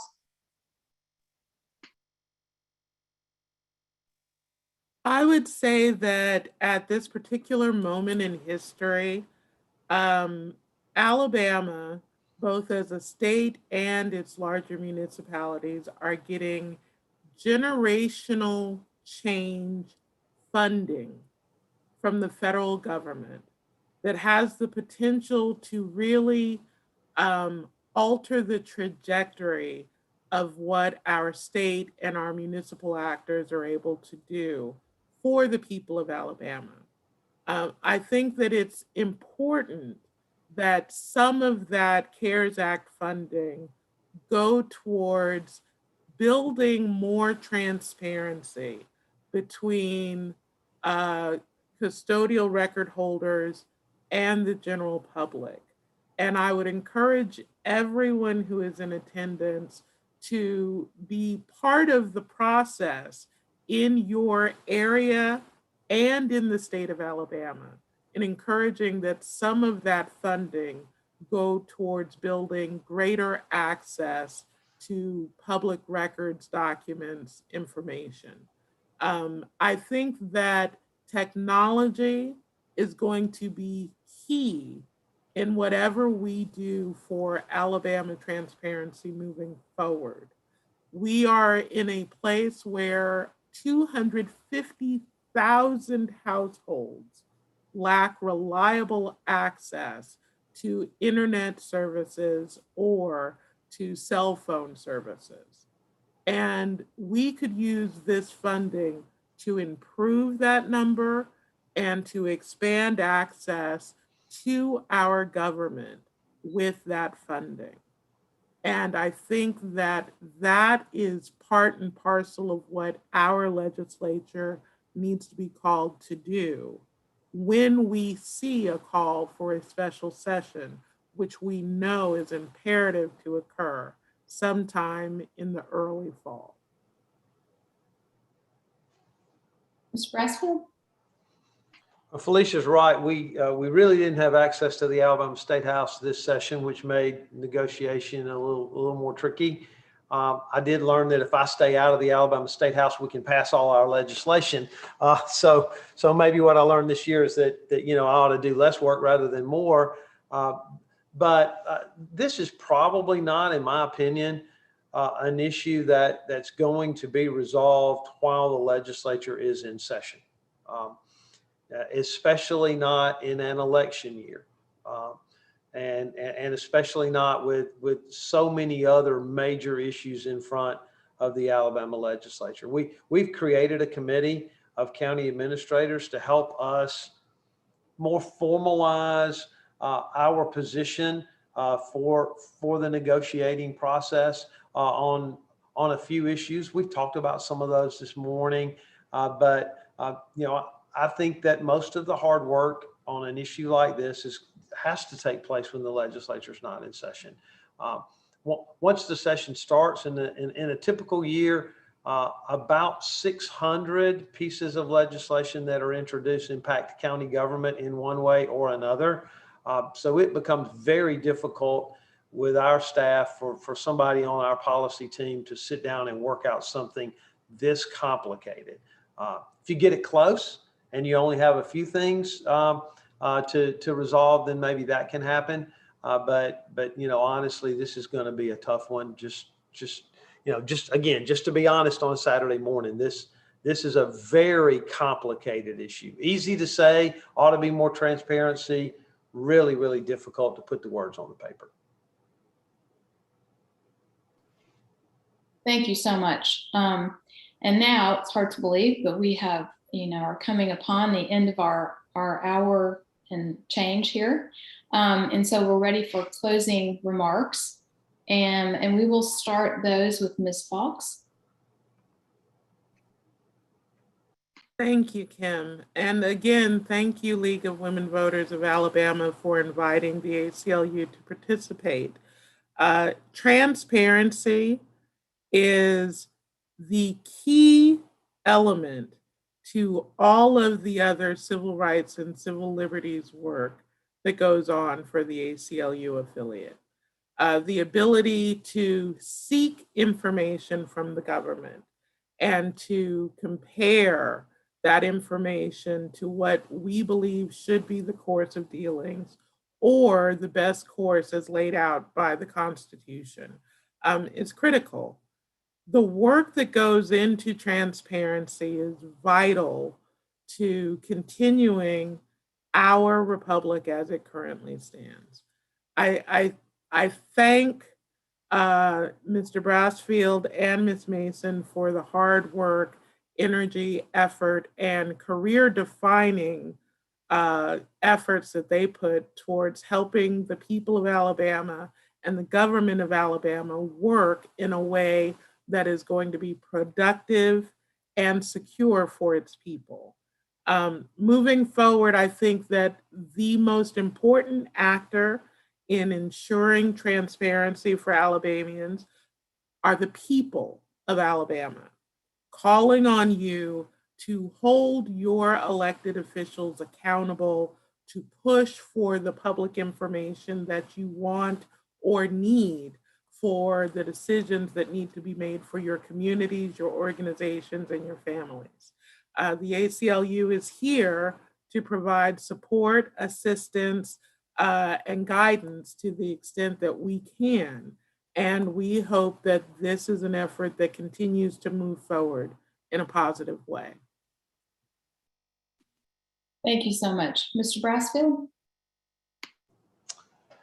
Again, I'll echo the comments about thanking the League of Women Voters for bringing some focus on this issue this morning.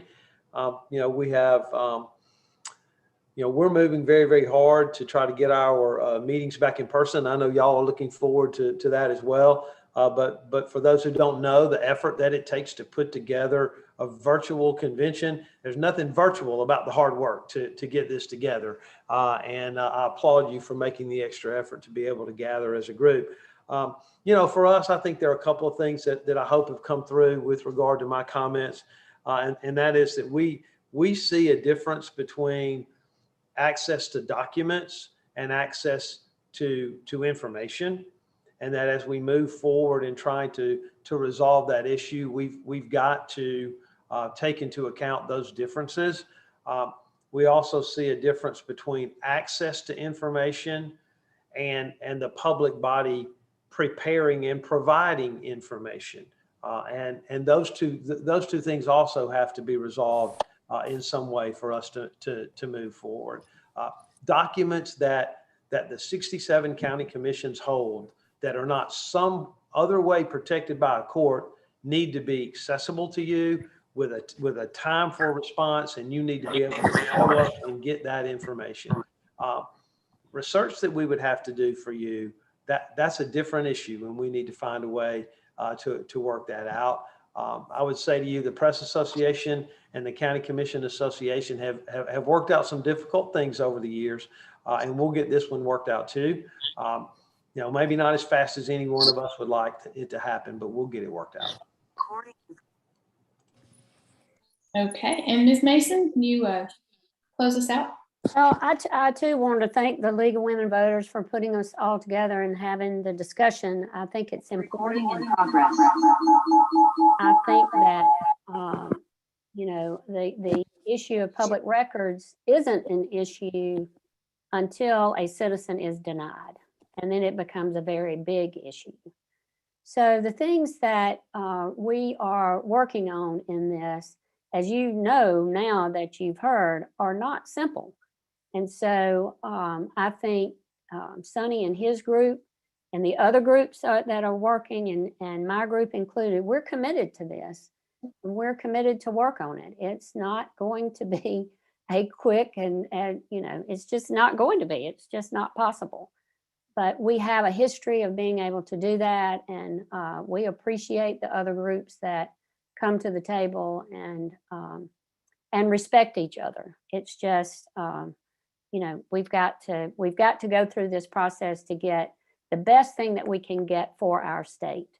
We certainly think there should be a time limit on the response time. We think there should be a limit on how much an entity can charge. We think that because that shouldn't be a way to make it cost prohibitive. We think there should be the independent appeals process or something that looks somewhat like that. And there should be a penalty. There should be some teeth in the law. Those are the things that are most important to us. And the other groups have their important issues as well. But I think the message I would give to this group and to the public at large is to be patient with us, because we are really working on it. And the groups that are working on this have the best interests of the people of Alabama at heart, and I believe that.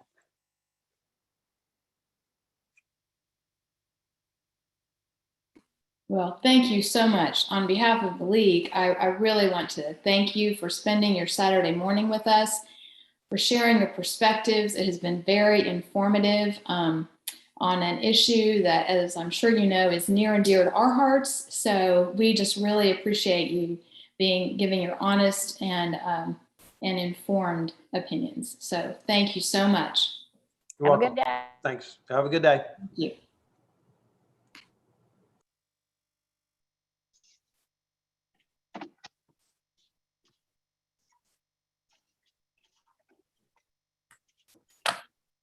So thank you again to our panelists. And thank you very much, Kim, for handling that really huge task of keeping our panel moving along. It was wonderful. Thank you. We're going to move on to a few more awards. These are the In-League Awards. And since we couldn't gather in person this year, Kathy met with each of the award winners on Zoom and her own Tennessee Valley in person. And we recorded those conversations to share with you today. First, the League of Women Voters of Alabama Board established the Phyllis Ray Membership Award in 1983 to honor Phyllis Ray, who demonstrated consistent and inspirational commitment to the League. Joining in 1957, Phyllis was one of the founding members of the Auburn League, which is now East Alabama. She served as the League of Women Voters Alabama voter editor from 1968 to 1972, and is the League of Women Voters of Alabama president from 1972 to 1979. Beginning in 1972, the League of Alabama sponsored litigants in a federal lawsuit to defend voter rights. As League president, Phyllis testified in several voter rights lawsuits across Alabama. Along with fellow League members Jane Katz and Olivia Harrison, Phyllis wrote and secured passage of 7 election law bills. In 1973, she led the League effort to advocate for the reformed judicial article of the Alabama Constitution, work that brought high praise of its author, Judge Howell Heflin. Phyllis led the League campaign for other constitutional reform efforts, including home rule and a just tax system. She fostered publication of voter education materials and factual publications on such subjects as environmental management practices. Phyllis Ray was committed to good government and the informed and active participation of Alabama citizens. The Phyllis Ray Membership Award is given to the local league or MAL unit with the highest percentage of membership growth over the previous 2 years. 2 awards are given, one for leagues with more than 50 members and one for leagues with fewer than 50 members. This year, the Phyllis Ray Membership Award for Small League went to Baldwin County.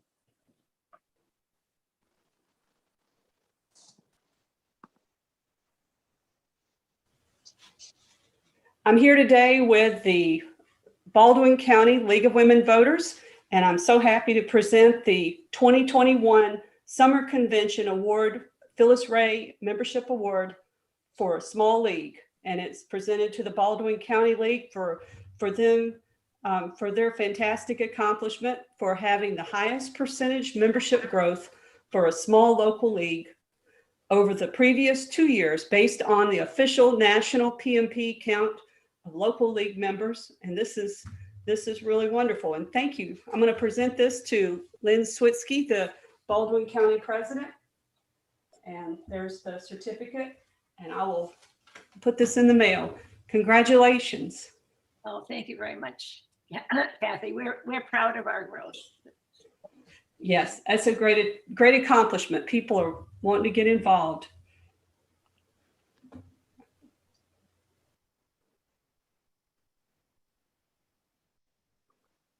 And this year's Phyllis Ray Membership Award for Large League went to the Tennessee Valley.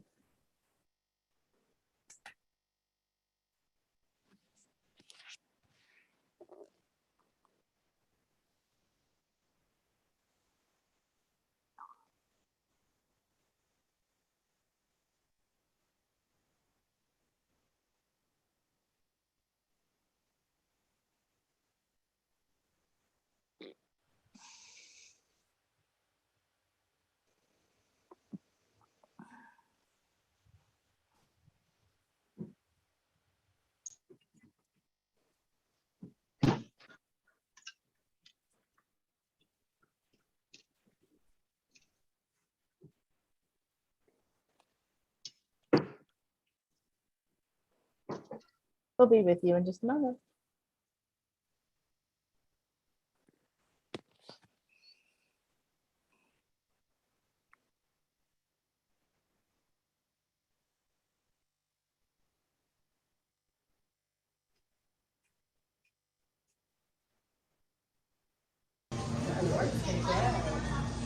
All right, I'm here today to present an award to the League of Women Voters of the Tennessee Valley. This year, we're presenting the Phyllis Ray Membership Award for a large league, and this is part of the 2021 Summer Convention.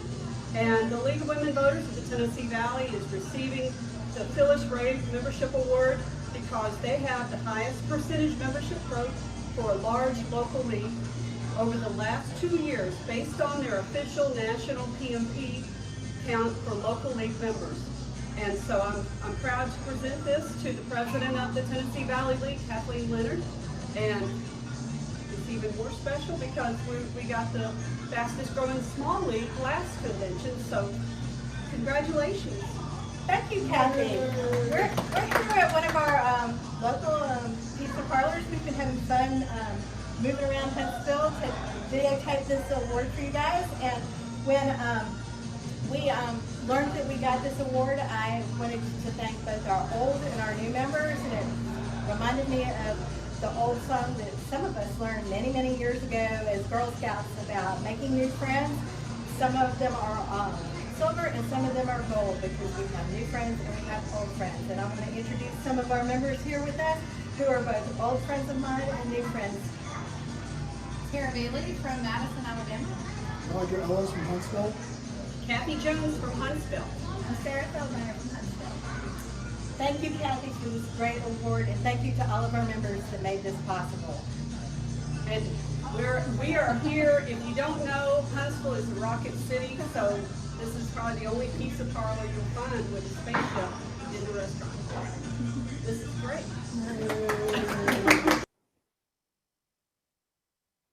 All right, thank you so much to the league leaders and members in Baldwin County and the Tennessee Valley for the wonderful work that you do that makes others want to be a part of it.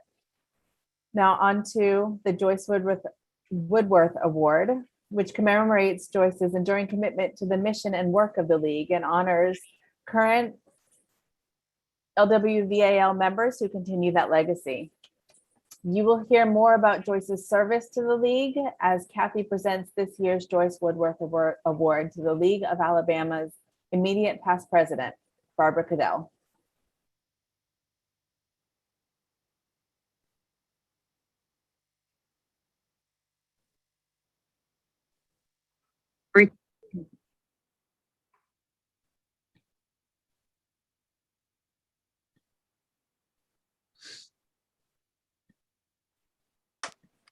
I am here today with Barbara Cadell, and we're presenting the 2021 Joyce Woodworth Memorial Award. And this award is named in honor of a league member who gave outstanding long-term service to the league. Joyce Woodworth Memorial Award is presented to an individual or a league for outstanding work in the league program. The program is the set of LWVAL positions that have been established through consensus or concurrence. LWVAL advocacy efforts are based on program, and the Joyce Woodworth Award was established in 2002 in memory of Joyce's long-term service to the league at the state and local levels, and to recognize her outstanding work in the area of program. And during the 20 years of league leadership, Joyce edited the State Voter, chaired the state budget and state finance and taxation committees from 1980 to 1991. And so we are awarding this, the Joyce Woodworth Memorial Award this year to our president, former president for the last 4 years, Barbara Cadell, who has been such an amazing leader and providing mentorship to so many of us on the board. We really appreciate all of her leadership. The inscription, I'll just show this to you, Barbara. This is the certificate that we're going to mail you. And it says, in recognition of her extraordinary leadership and of invaluable guidance to the League of Women Voters of Alabama over many years of service, including as president of the organization from 2017 to 2021. And we really deeply appreciate all of your service to the league. Wow, I don't know who you're talking about. It can't be me. I wanted to tell everyone that I am touched, I am flattered, and I'm honored to receive this award, because truth to tell, the league has given me much more than I could ever give it. I've been standing on the shoulders of giants. So thank you for helping me not fall off. And thank you again from the bottom of my heart. Thank you, Barbara. We miss you. Oh, I miss you guys. All right.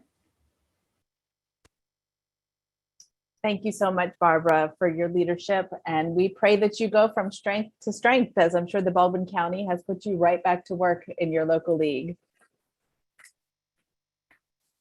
Now we're going to have a very special treat from another of LWVAL's talented members. In addition to her longtime service and leadership in the league, Janine Dr. Jazz Norman is also an accomplished pianist, band leader, and composer. Today, Dr. Jazz has shared with us the debut of her original work, The Suffrage Centennial Boogie. You can find the easy to follow lyrics on page 18 of your booklet, and they will also appear on your screen in a moment. While I'm sure you're all fabulous singers, we do ask that you remain muted, but we do encourage you to sing along at home.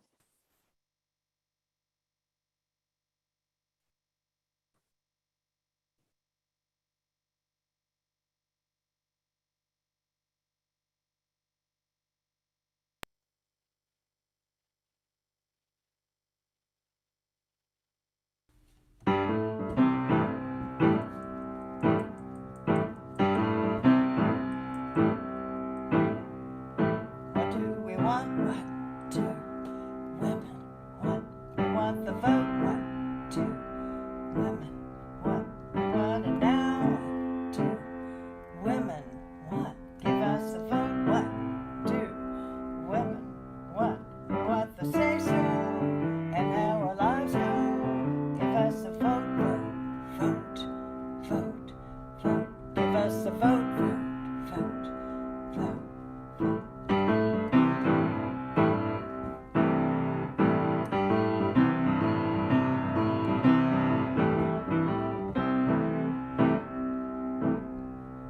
What do we want? What do women want? We want the vote. What do women want? We want it now. What do women want? Give us the vote. What do women want? We want the say so and how our lives go. Give us the vote. Vote, vote. Give us the vote. Vote, vote, vote, vote.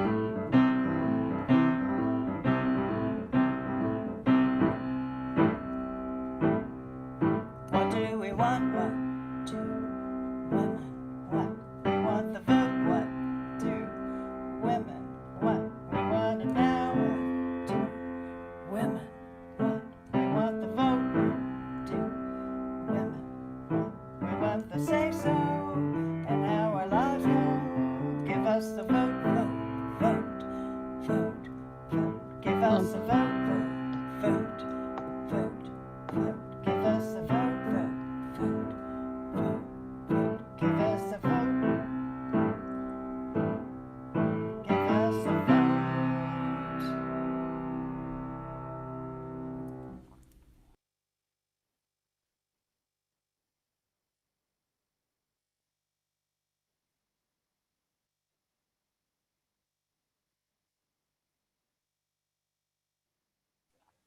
Do you want to say a couple words?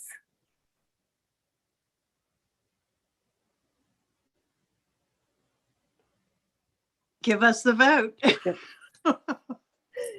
Everybody get out and vote too.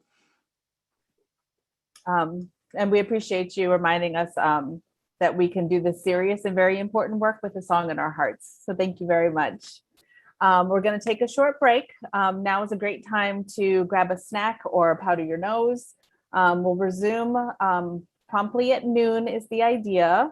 Kyle Whitmire will be our keynote speaker. He's a political columnist for the Alabama Media Group, and you won't want to miss it. See y'all soon.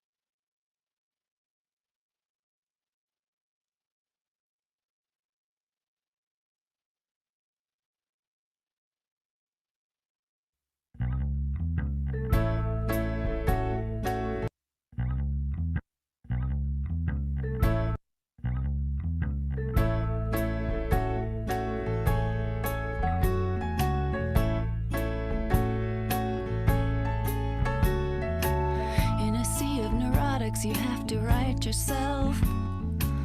Pull yourself up before you sink. The only way that you can think. It's not easy, that is true. It's not easy to be you. Shine a beacon night or day. Think them all out of your way.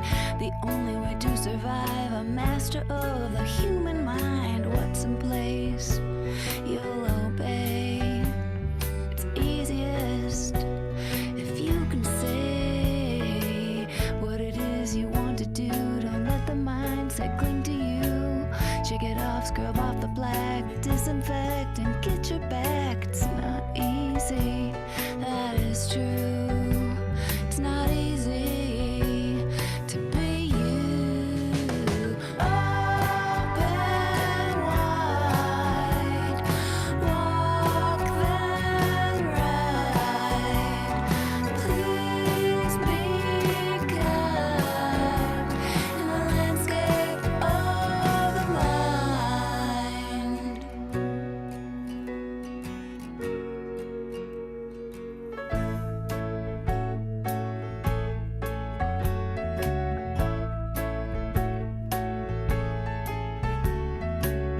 It's obvious we're at war. Just know what you're fighting for. Who wants you to succeed? The information that you need. It's not easy, that is true. It's not easy to be you. It's all in front, take a look. Get yourself down off the hook. Open your eyes, it's all it took. Who's the pawn and who's the rook? Control the world from either side. Innocence has up and dried.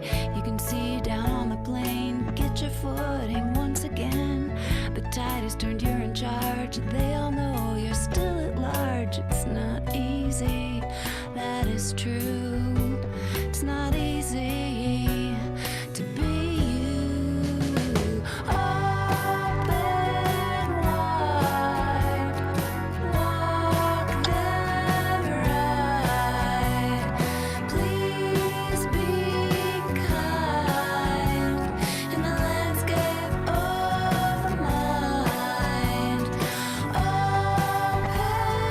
wide, walk them right. Please be kind in the landscape of the mind.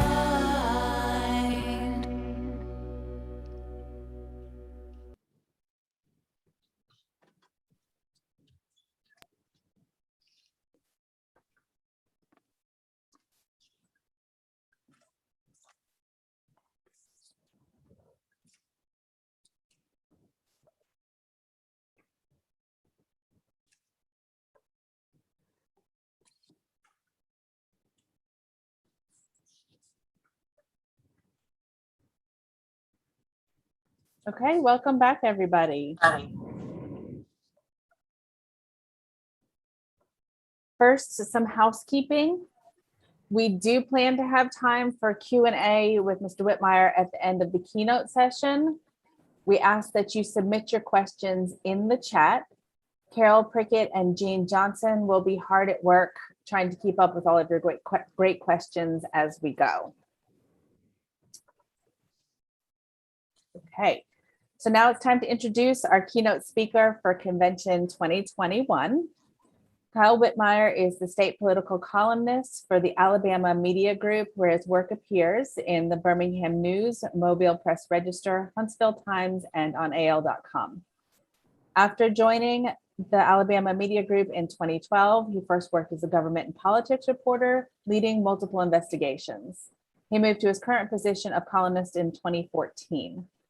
His work has appeared in the New York Times, Washington Post, and on CNN.com.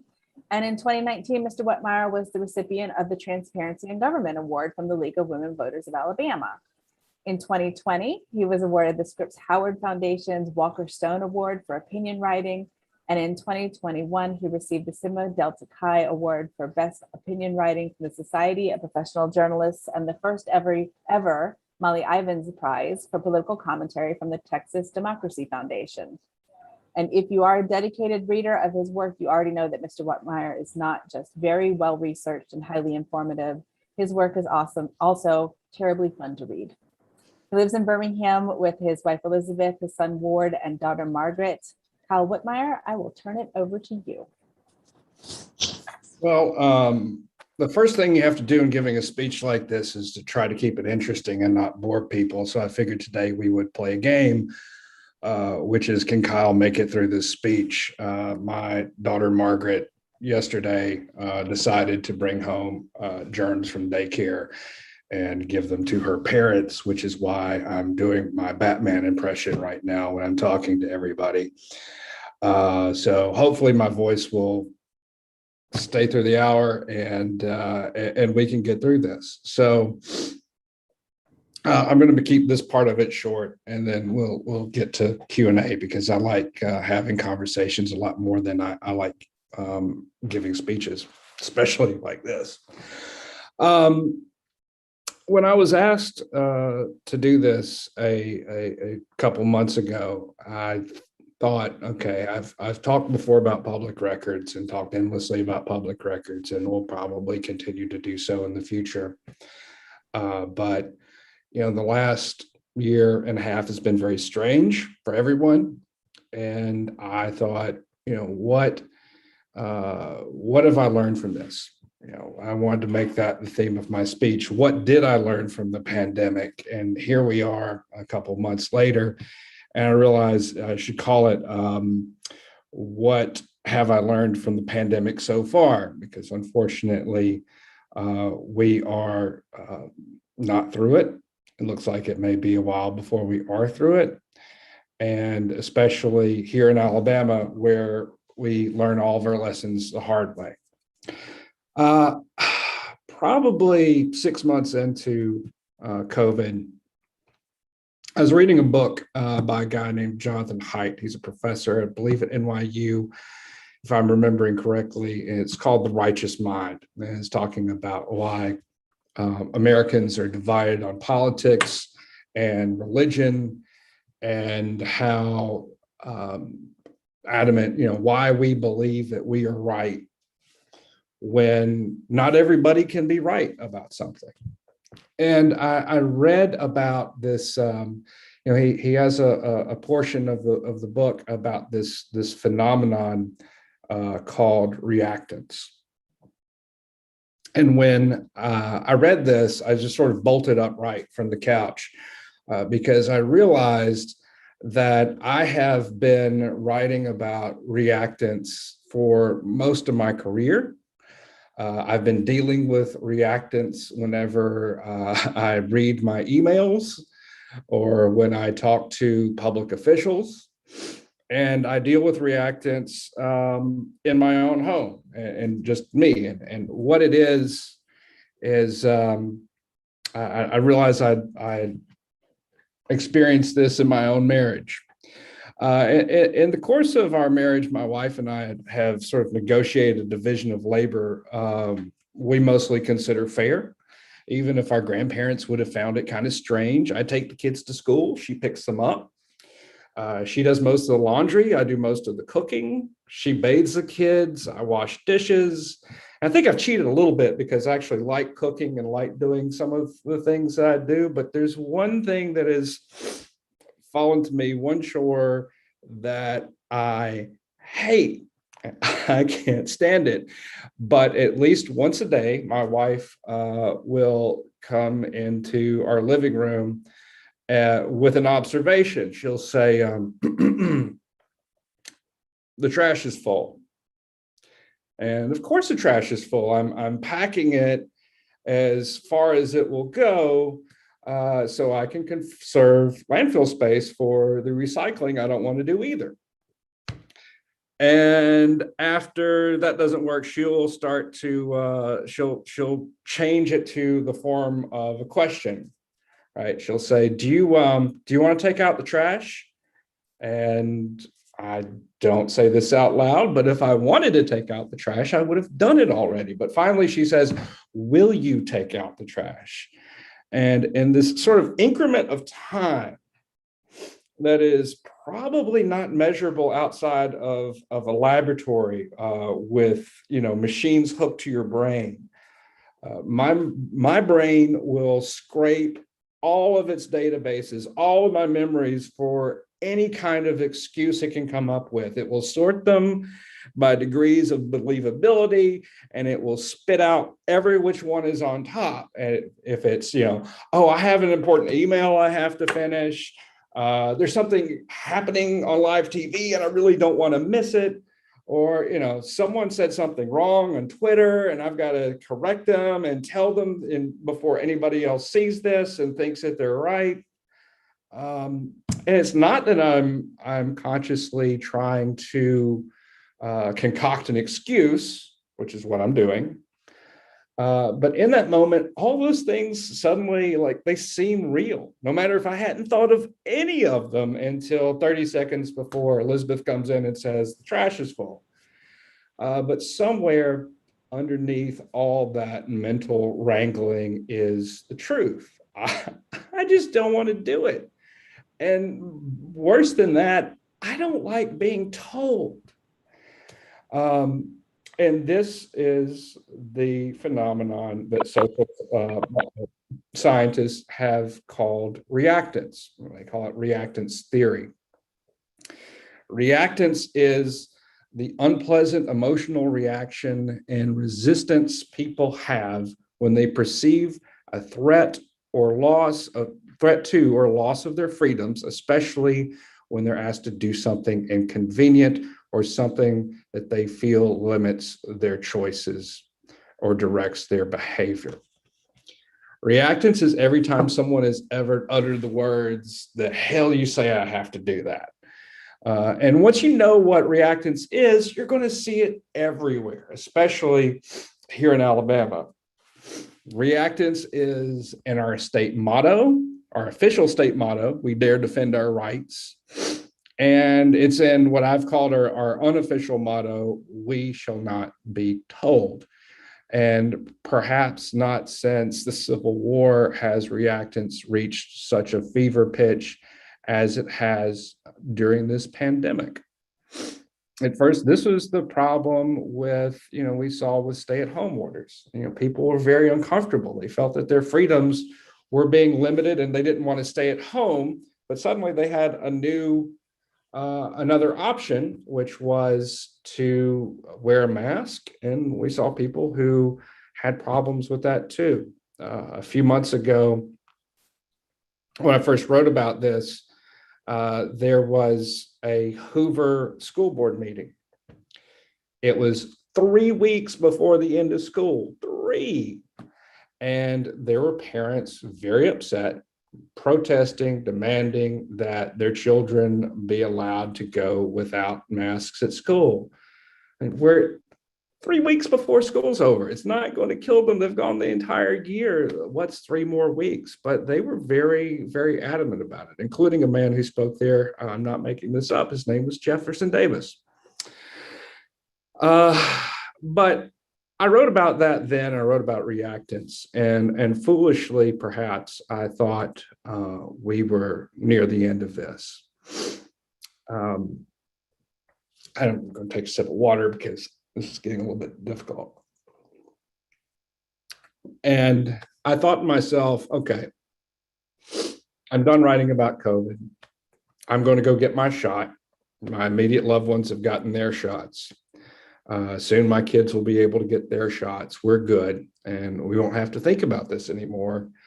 And I should have known better because this is Alabama. We live in a state now that is dead last in COVID vaccinations. And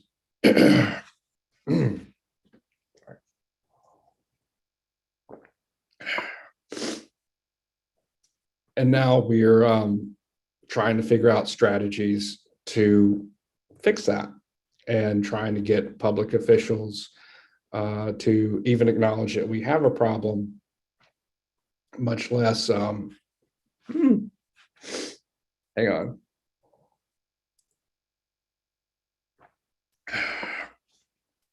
But our problem here is not necessarily, I mean, it is our public officials, but it's not just our public officials.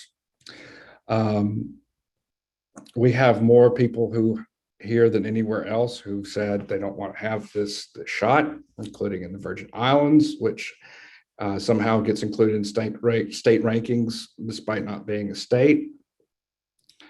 But I think we have a hang on.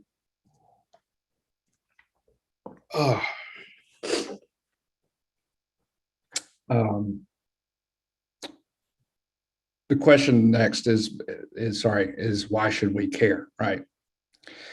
And I think that we should care first because we have a moral obligation to our neighbors and to our communities.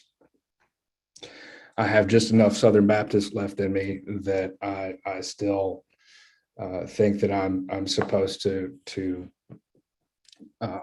be concerned with the people in my community, even those who I vehemently disagree with.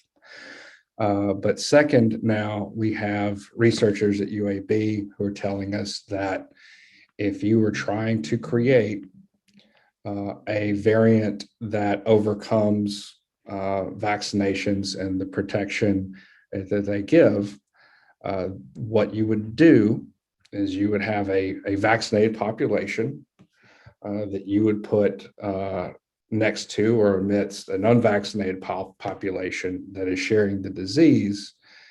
And if you maintain that mix for long enough, that breakthrough variant is going to happen. It might not happen here in Alabama. It might not happen in Mississippi, but we have enough of that happening in this country right now that it's a very real risk that even those of us who feel that we're protected right now, that might be false assurance and false confidence. So I think we have to give attention again to this issue, and we have to give attention to what is driving it, which is this problem of reactants. So a couple weeks ago, I started writing about this again, and I started getting the same emails that I have for the last year and a half. I even wrote one column in which I compared Governor Ivey's reaction to this to the mayor from Jaws. If it's been a while since you've seen the movie, you know, there's Chief Brody. He's our hero. He realizes there's the shark out in the water and they need to close the beaches. And then there's Mayor Vaughn, who is his boss and who refuses to close the beaches and tells him that he's overreacting and encourages everyone to get into the water because it's fine. I expected there to be pushback. What I did not expect was for someone to actually write me, and I'm not making this up, someone wrote me an email arguing that Chief Brody was the bad guy in the movie and that Mayor Vaughn was actually the hero. It took everything that I could to keep from writing the person back and saying, how did you not at least figure out a way to root for the shark? This is not behind us. And unfortunately, as hard as it is to confront those around us who still have doubts, who still have fears about the vaccine, we're going to have to do that. We're going to have to confront our family members, and confront might not be is the wrong word. We're going to have difficult, long conversations with our family members and with our public officials. And I should be clear right now, it is not certain that this uptick that we are seeing is, we call it hitting the ski jump here at the office, if our numbers are going to surge. But at best, we are seeing a bump like we saw last summer, which means that if you want to know what the future is going to look like in Alabama, the immediate past is probably the best representation of it. And that means that we've got probably 4 to 5 months to get this problem dealt with before the seasonality of this disease comes back and overtakes us. So what are our obstacles? Number one, which everybody I think is now familiar with, is disinformation. I have a friend of mine who we were talking about this several months ago, and he had this theory, which I've taken to heart and I now subscribe to, which I call the moon landing hypothesis, or the fake moon landing hypothesis, which is that, forever people have had really goofy ideas. Everybody may have one. Like, I have goofy ideas. I think, I can think that the mafia killed JFK. I'm not saying I really believe that, but maybe I believe that. But if you were in mixed company in most places, you were surrounded by people who might, not share that belief. If you believe that the moon landing was fake, most of the people around you did not share that belief, and you kept it to yourself. Unfortunately, today, I can go online and type in to Google, "Is the moon landing real?" And if I already believe that it's not, I'm going to be able to find tons of information, whatever the nutritional value of it is, that can show me, that I can use to argue that it's not. Not only can I find that information, I can find other people who share those beliefs. And suddenly I can start to feel like I'm not the crazy one in the room, right? And so, not to put all blame on the internet, but the internet has sort of created these smaller communities that reinforce beliefs. Like, it's harmless when it's the moon landing is fake. But what happens when it is someone arguing that modern medicine is actually a threat to your person, and a threat to your health, and a threat to your family, and a threat to your communities? And it's you don't have to look that hard to find that sort of material out there. You can turn on certain cable news TV stations today and find those beliefs being shared. The other problem that we have right now is just intense polarization and cynicism. And it's sad, and I've dealt with this with some of the people who I have, interacted with. I try not to have arguments with people on social media, so I have them through either direct messages or on through email. But I have come to the conclusion that a lot of the people that I'm talking to, they have become cynical, sadly, to the point that they just simply do not believe that there's anyone from the government, much less someone from the media or someone from another political party, who could ever have their best interests at heart. And that anything that those others are trying to do to help them is just some sort of trick. It's a lie. It's poison. And unfortunately, as I said, we have media outlets and we have public officials who are more than happy to indulge that kind of, it's paranoia, it's cynicism. And it has gotten so bad that there's sort of this feedback loop that happens, that public officials are now afraid of their constituents, which perhaps public officials should be afraid of their constituents, but not in a good way. I do not believe that Kay Ivey does not know. That's a double negative. I believe Kay Ivey knows that Alabama is not doing enough to prevent a resurgence of COVID in this state. But she's up for re-election this year. She saw the blowback last year with some of the measures that she took, for which she should be commended. And she is afraid that if she goes too far out on that limb, it might break out from underneath her and spell doom, even for someone as popular as she is right now. So we have a feedback loop that, unfortunately, it rewards foolishness. And I like to say that when you have a feedback loop that rewards foolishness, fools are what you're going to get. But even some of our better-minded public officials are staying quiet. They're keeping it to themselves and not speaking out and being, in fact, what they're supposed to be, which are leaders on this issue. So what do we do about all this?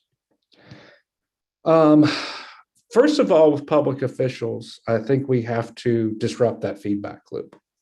We have to be vocal. You have to write your lawmakers, and I know that many of you, I'm preaching to the choir here. I don't have to encourage you, but I think I do need to tell you that they hear you when you do that. Because I don't know how many times I've talked to lawmakers and they say to me, when I ask them questions about an issue, well, no one else was talking about this, or nobody from my district believes that this is a problem. No one is complaining about this. No one's calling about this. But when they start getting phone calls, that changes. They will hedge their bets a little bit. So I think that being vocal and giving those public officials feedback, letting them know that that if they have doubts about the sort of downward spiral we're in, this doom loop, that they're not alone, and there's someone out there who's willing to support them if they try to take a different path. And I think the other thing you can do with public officials too is kind of like with my 2-year-old. If she wants to fight over a piece of candy that she wants to eat right now, I'd offer her a toy. Try to redirect them to a different issue instead of it being a hard dichotomy of one or the other. Look for that third option that that might give them a way out and might make it so that it doesn't look like that they're flip-flopping. But as you've probably experienced, if you're like me, we don't have to have these conversations just with public officials. Sometimes we have to have them with coworkers. Sometimes we have to have them with loved ones. And how do you have those conversations with people? And first, I think is we have to, we have to have actual conversations. Talking is good. The good news is, there's a vaccine here. And I think the vaccine for reactants is self-awareness. And we have to get to people's, but you're going to have to chip away and get down to people's feelings about it. Awareness is the first shot. That flash of agitation that someone has, understand that is natural. That they are not necessarily fighting you. This is something that they're dealing with themselves. But you need to ask that person lots of questions. And that's probably the most important thing, is when you're having these conversations, be the person asking most of the questions. What we've seen in social research is that when you ask people questions, not putting them on the defensive, but asking them to explain their beliefs, they often soften up. They have to take their guards down a little bit, and they will begin to actually question their beliefs as they work through them. And I think that at the center of these conversations, once you get to a certain comfort level, it's okay to talk about this phenomenon of reactance. Tell people, look, it's okay that you feel this way. Everybody, when they're told you have to do this, you have to, this is your requirement for being a good citizen. No one likes to be told that. But ask them. Sorry.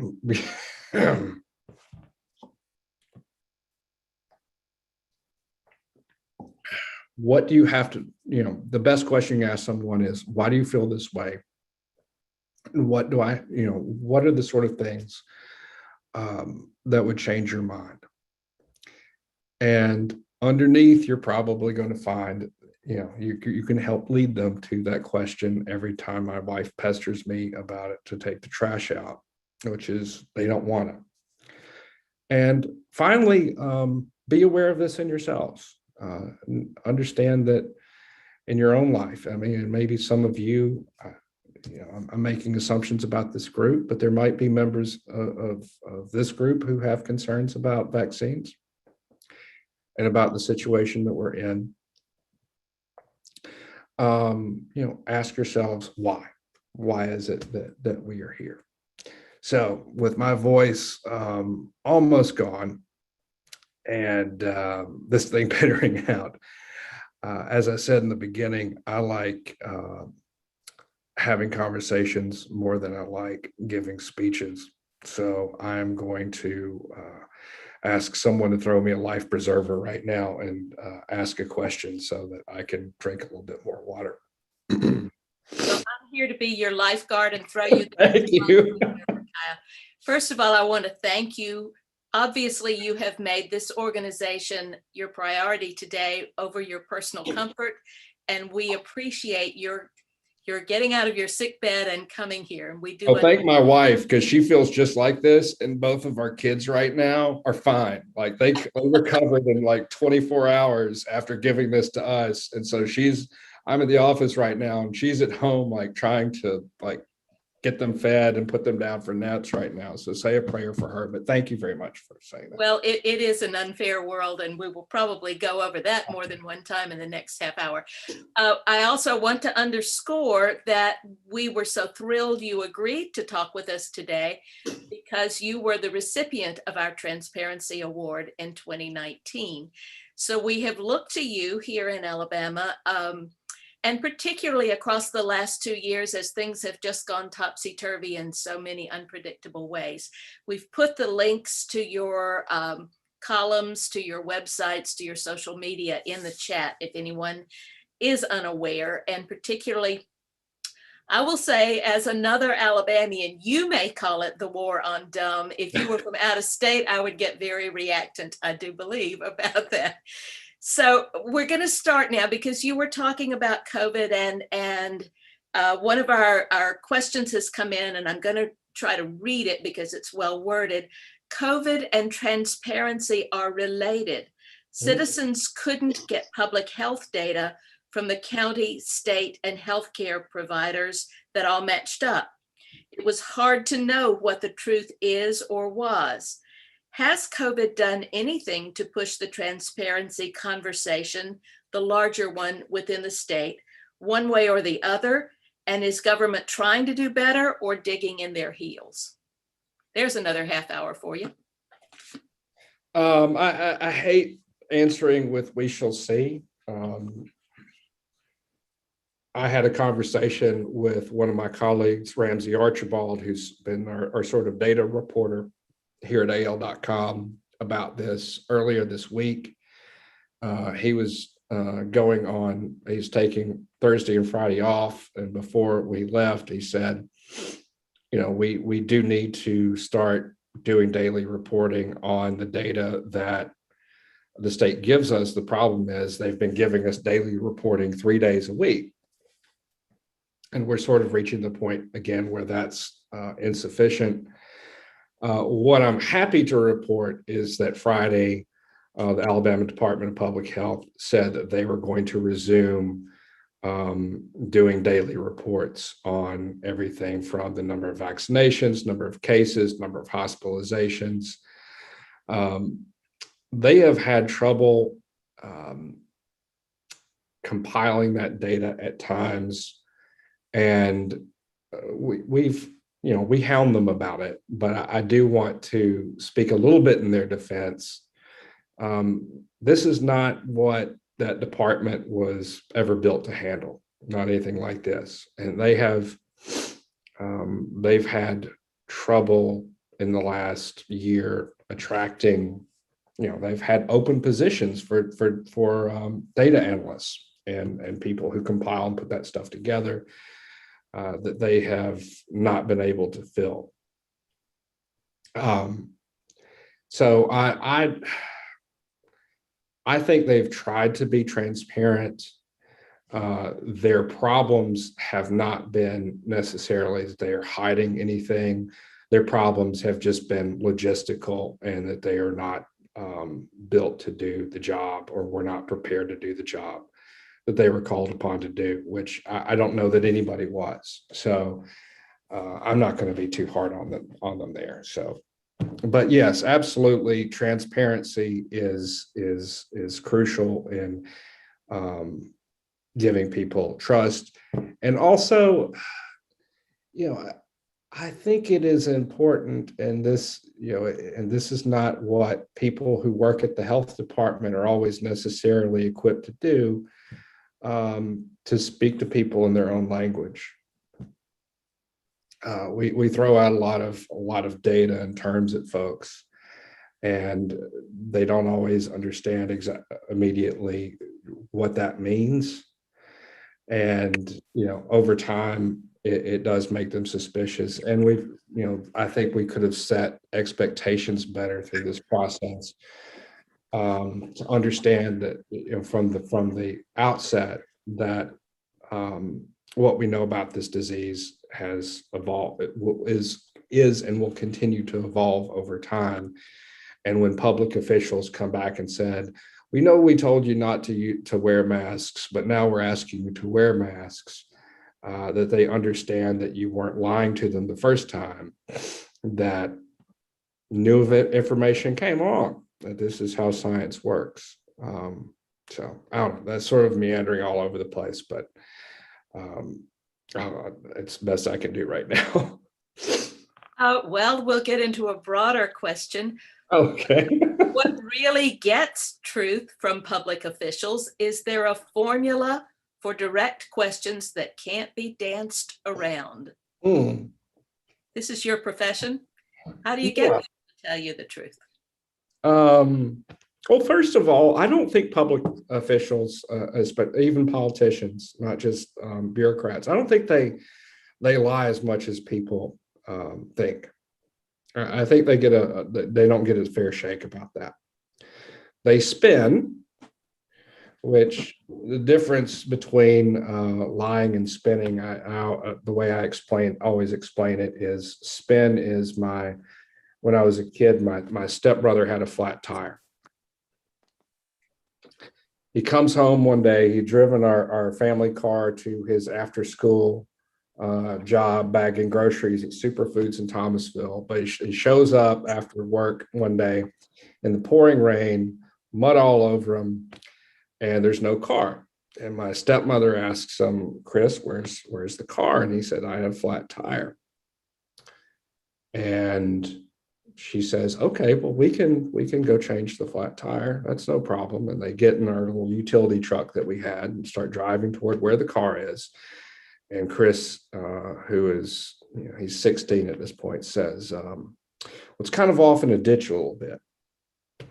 And my stepmother says, well, that's okay. We've got a winch on the truck. And if that doesn't work, Eddie, my dad, can get the tractor and we can pull it out of the ditch. And they drive a little bit further, and he says, it's kind of bent a little bit. It may have been dented up a little bit. Well, the long story short is, he had, driving through the rain, lost control of the car, spun out, did a 180, went off an embankment, hit another embankment, bent the frame of the car, totaled the car, and somewhere in all of that, he'd had a flat tire. So spin is the most favorable interpretation of the facts, but the way you get past it is to keep asking those questions and keep sort of peeling away those layers. Let me answer a slightly different question, and one that probably pertains more to lawmakers and public officials. There are two questions that I am going to make in my put in my quiver. One is asking lawmakers to explain bills that they have introduced into law, as I did with Chris Pringle and a critical race theory bill that he wrote earlier this year. Just ask him, like, so what is this bill? Tell me what it does. 9 times out of 10, they will not be able to answer the question correctly. Read the bill first. That's the other thing. To answer your question, read their bill first before you answer it, before you ask the question. And then finally, after they hem and haw a bit, the question I should have asked Pringle that I did not is, who wrote this bill? Because unfortunately, what we're seeing a lot of more now than we ever have before are lawmakers who will, they're carrying someone else's water. They are, taking bills and filing them without having read them. They're voting on their own bills, discussing their own bills without having even read their own stuff. There may have been someone on a panel earlier today, so I won't call them out by name, but who introduced a bill earlier this year to make vaccine passports illegal. And I called him up and I asked him, like, so explain your bill to me. And it was clear then that the bill that he was describing was not the bill that he had voted for. He did not have an understanding of what his bill did. Very, very specific stuff about it. So yeah, one, ask them to explain their bill. When that doesn't match up with the truth, point that out to them, and then ask them who wrote it. And but the documents, because usually the document itself, the bill itself, is where the truth lies, not the public official's understanding of it. Sorry. In our panel this morning, we were discussing the transparency law that was introduced in the past 2 legislatures. Of course, COVID stopped one of those pretty much in its tracks. And then the second one was done pretty much virtually this last session. But the transparency laws that have not passed, those are of prime importance for understanding the pros and cons to the League of Women Voters, because we are learning that we don't always know what all the issues are. What would you think? And we were told this is not a fast process. A lot of things have to be done in between sessions, but it doesn't seem like there's any leader who calls people together to work on it between sessions. And as a member of the League of Women Voters, my take on that is this diffuses public confidence in government and just contributes to a loop that is not productive. So what would be one thing you as an observer would see as a benchmark, a move forward that would help restore some public confidence? And I'll bring this back to COVID too, because in my generation, a lot of us went out and got vaccinated right away. I hear a lot of my peers saying their adult children are not interested in this. So we have a disenfranchised generational gap about certain kinds of public information that comes back to your statement about confidence in what's happening, whatever. So what would be a benchmark on this transparency law that you think would really show good faith on the part of the people working on it?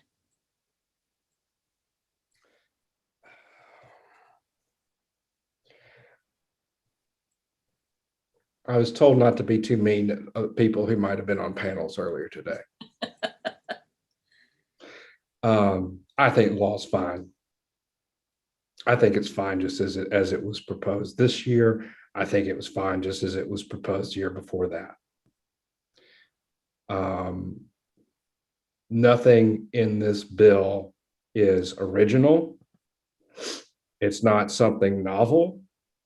It's something that is largely borrowed from Florida and a few other states, where there are counties and municipal governments who have not drowned in a flood of public information requests, where there are places that have, that function under nearly identical laws, if not more stringent laws, every day.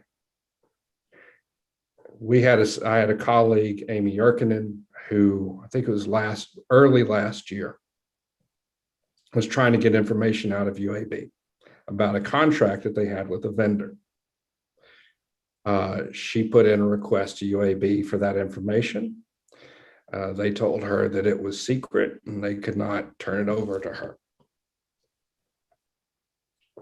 The same company was doing business with the university in Florida. She put in an information request to that university in Florida, and she had that same virtually identical request, and she had that information back within a week. There's a lot of hypotheticals that come up in these conversations, and what I think Senator Orr has encountered and what Senator Cam Ward did before he left to go to pardons and paroles, what they encountered were a lot of the things that these other interest groups, specifically the League of Municipalities, the County Commissions Association, School Boards Association, the sort of things that they're coming back with have absolutely nothing to do with the bill itself. The bill does not substantially change what is and is not a public record. It creates a process for those records to be retrieved in a timely way. It sets deadlines for those records to be retrieved when citizens request them. And it establishes a cost-effective way or a way that citizens can challenge denials when they occur without having to go hire a lawyer and pay tens of thousands of dollars to go to court. I still do not get, and I've had really heated arguments with some of the folks who may have been on a panel earlier, what their objections really are, other than going back to my reactance point earlier. They just don't want to. They just don't want to. And they like things the way they are. That works for them, and they want to keep it that way. That's it. Sorry. There were questions. Not only am I sick now I'm mad. Well, that fever will burn away the germs there. Yeah, that's science for you. Anger won't. We were given the information this morning that there was not enough specificity in the bill and that there were no penalties for lack of compliance. Do you see those as sticking points in this. So I thought that the problem is, I understood it last year. Now the bill may have changed since last year, but my understanding last year was that there was penalties for a lack of compliance. I have not been in the room with now the Press Association is a member, and they were the ones really pushing it this year. I talked some with our lobbyist. So we're not obviously a disinterested party here, but I was not, I'm not in the room where it happens, as the song goes. So there may have been changes made to it throughout the course of the session, but yeah, there does need to be penalties. I think the one of the things that has been a hang up is you don't want to penalize a municipality or a local government or a government agency for non-compliance, because if you're penalizing the state or the government entity, ultimately you're penalizing taxpayers. The person who's behind the counter saying, no, you can't have that, is not the person who pays the price.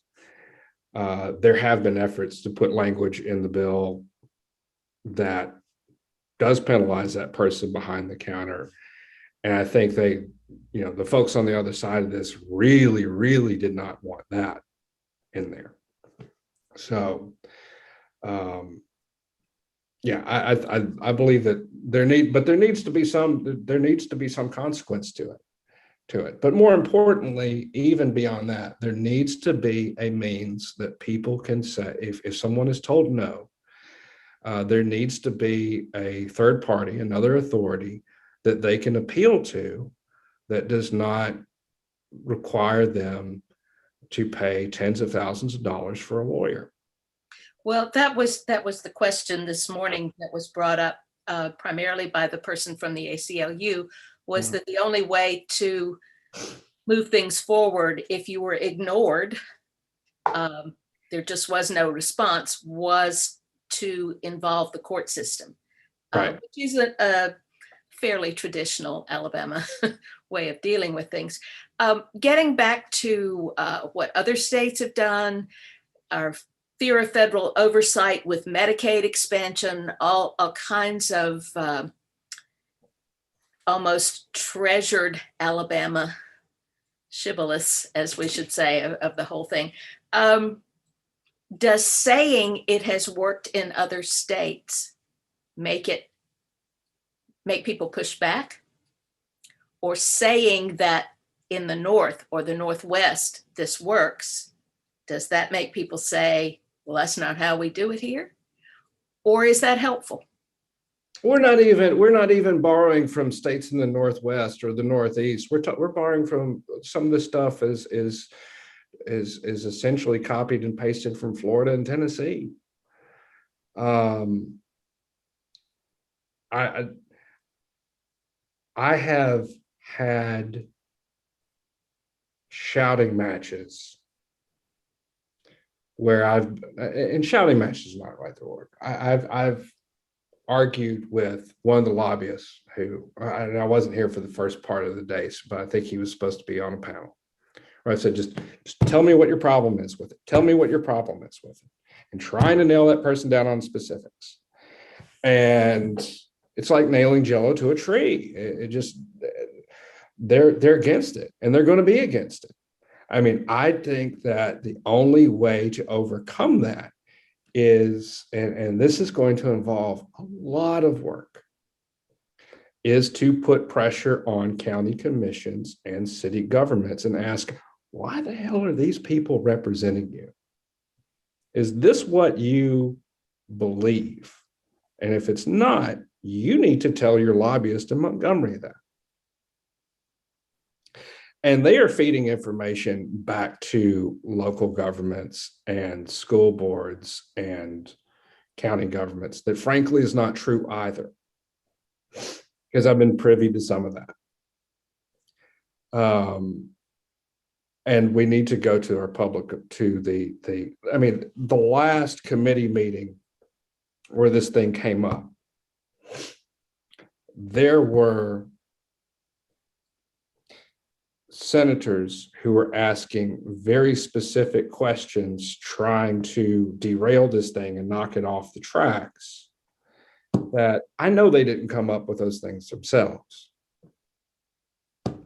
You know, we have lobbyists who are working behind the scenes and having conversations with these officials, and that the public doesn't get to be there for that part, right?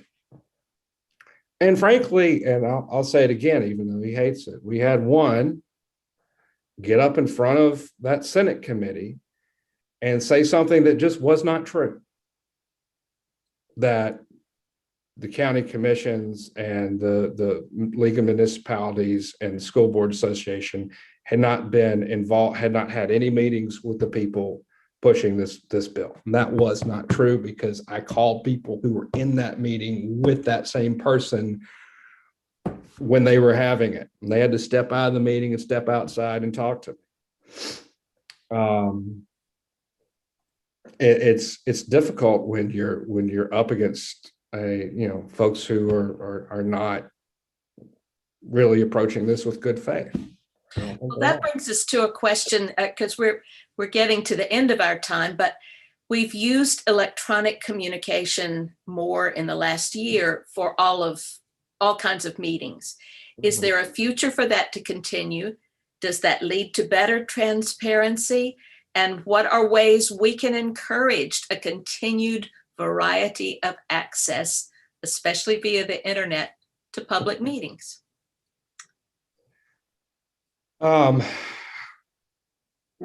Let public officials know that you like it and that you like to continue that, for that to be an option. There was a moment earlier this year that was there was a lawsuit before the Alabama Supreme Court over the Public Service Commission had closed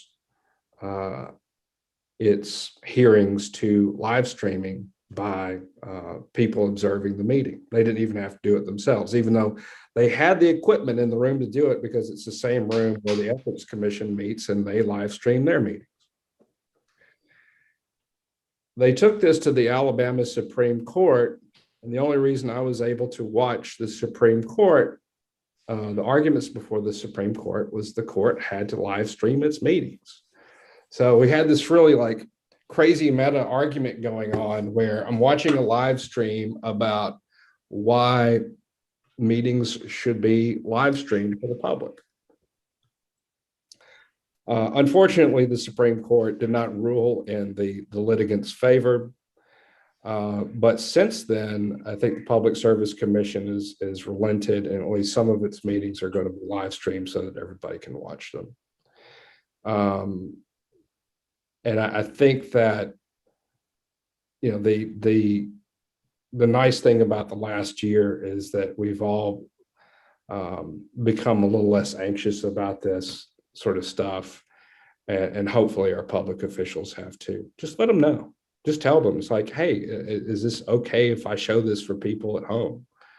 And if they have a problem with that, ask them why. You got to be pushy. You got to be pushy. You got to be assert yourselves. Well, that brings up this next. I don't think anybody in this group has a problem with doing that, but you know us well. How can we follow the money that fuels the anti-transparency rhetoric by lobbyists? Someone has put a website in the chat that is from the Secretary of State's office. Is that complete, do you feel? I think that data is good. You have to dig down into it and figure out how to manipulate it. Sometimes there's another link in there somewhere, and the site has changed a little bit, but you can actually download all campaign finance data and put it. I build a spreadsheet once a year. I sit down and I download everything, going back to the beginning of those records, which I think is now about 10 years worth of data, and put it into a spreadsheet and I'll say, mirror, mirror on the wall, who's gotten the most campaign donations of all, and query it, and it'll tell me interesting things. What I don't think you get to see, and this year was actually kind of nice, because this is the first year, and a lot of lawmakers did not like this session because of this. This is the first year that those same special interests couldn't wine and dine lawmakers. They didn't have, every night in Montgomery, it seems, there is an open bar across the street at the RSA building or at one of the other venues downtown Montgomery that some interest group or another is putting on. And they couldn't go hang out with their buddies, and lobbyists were getting frustrated because suddenly they were getting the same access to government that everybody else was, and it bothered them. I'd kind of like to keep that. But I don't know. I think that, following the money tells you a lot. But what's more important, what is at least as important, is to show up in Montgomery and be seen, and ask that those state officials sit down and meet with you. I know it can feel pointless. I know it feels like you're in a submarine sometimes, the way that building is built. It is, and especially in COVID, it's kind of a scary place to be. It's very small, it's very cramped, it can be chaotic, but when you meet with lawmakers, it makes a difference. So, don't feel like you're spinning your wheels when you do that. Well, in closing, one of our members has put a Molly Ivins quote into chat, and we appreciate that you represent her spirit. The thing about democracy, beloveds, is that it is not neat, orderly, or quiet. It requires a certain relish for confusion. We thank you, Kyle Whitmire, for having a relish for the confusion. And well, I haven't been that confusing today, but I appreciate it. We appreciate your coming to talk with us today. It's obvious that you made a special effort on our behalf, and we will now be reading with doubled interest every form of media that you are producing. Well, thank you so much, and I wish I'd been able to be here 100% today, but the 50% of me that showed up really enjoyed it. Stephanie, it's yours. Thank you, Carol, and Jean also is in the background juggling everybody's input. If you have questions, I'm sure you do, that weren't answered, we can add them to the chat, and we'll try to get back to them. I just want to echo what Kyle said, that it's not just the journalists' jobs to go ask the hard questions and hold our politicians' feet to the fire. Don't just show up in Montgomery, show up at your county commissions and your town halls and city commissions and boards and all that stuff. That's what we do. So keep showing up, you guys. We're going to move over to hopefully a special guest. Let me see if she's here. Give me 1 second. Charlie, if you are with us, can you speak? Let's see if I can find her. Okay, she's here. Wonderful. Thank you for having me. There she is. All right, hang on 1 second. Spotlight. There she is. You won't be alone for very long. I'm going to put Kathy up there with you.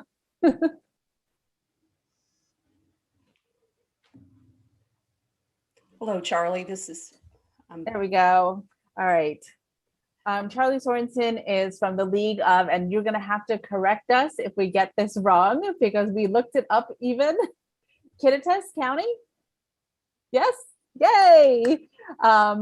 In Washington State, the League of Kittitas County. And we're also welcoming back League of Women Voters Alabama President Kathy Jones. The floor is yours. Thank you, Stephanie. Charlie, we really appreciate all that you and your league has done over the last year. And I thought it would be good to just talk to the talk to the people online here today just about what you reached out to us last year, and we really appreciate it. We wanted to acknowledge that one of our sister leagues, the League of Kittitas County, which is located in Washington State, reached out to us last year to help us increase voter turnout in Alabama, and that we're very humbled. Thank you so much. And Charlie, I was looking on your website, and I think you're the communications lead for your county, for your league. And she's been our point of contact over the last year. And the grant that they provided us funded public service announcements in an area of the League of Women Voters that the League of Women Voters does not have a local league. And so this was a very valuable thing that was done to help inform people in that area about how to get ready to vote, how to get registered to vote, and how to file absentee ballots request. These kind of collaborations bring us all closer together and builds relationships that we'd like to continue to build a common purpose to achieve the missions of the League of Women Voters. And we're going to be sending a certificate of appreciation to the League of Kittitas County to express our gratitude and for your generosity and as well as your friendship. And thank you, Charlie. Appreciate getting to know you. Thank you very much. Just briefly, because of the pandemic, our regular voter registration and get out the vote stuff all had to change. So we looked, and Washington State is lucky in that it votes by mail and has done so for over 10 years. So we were looking around to see who might benefit from a little outside money.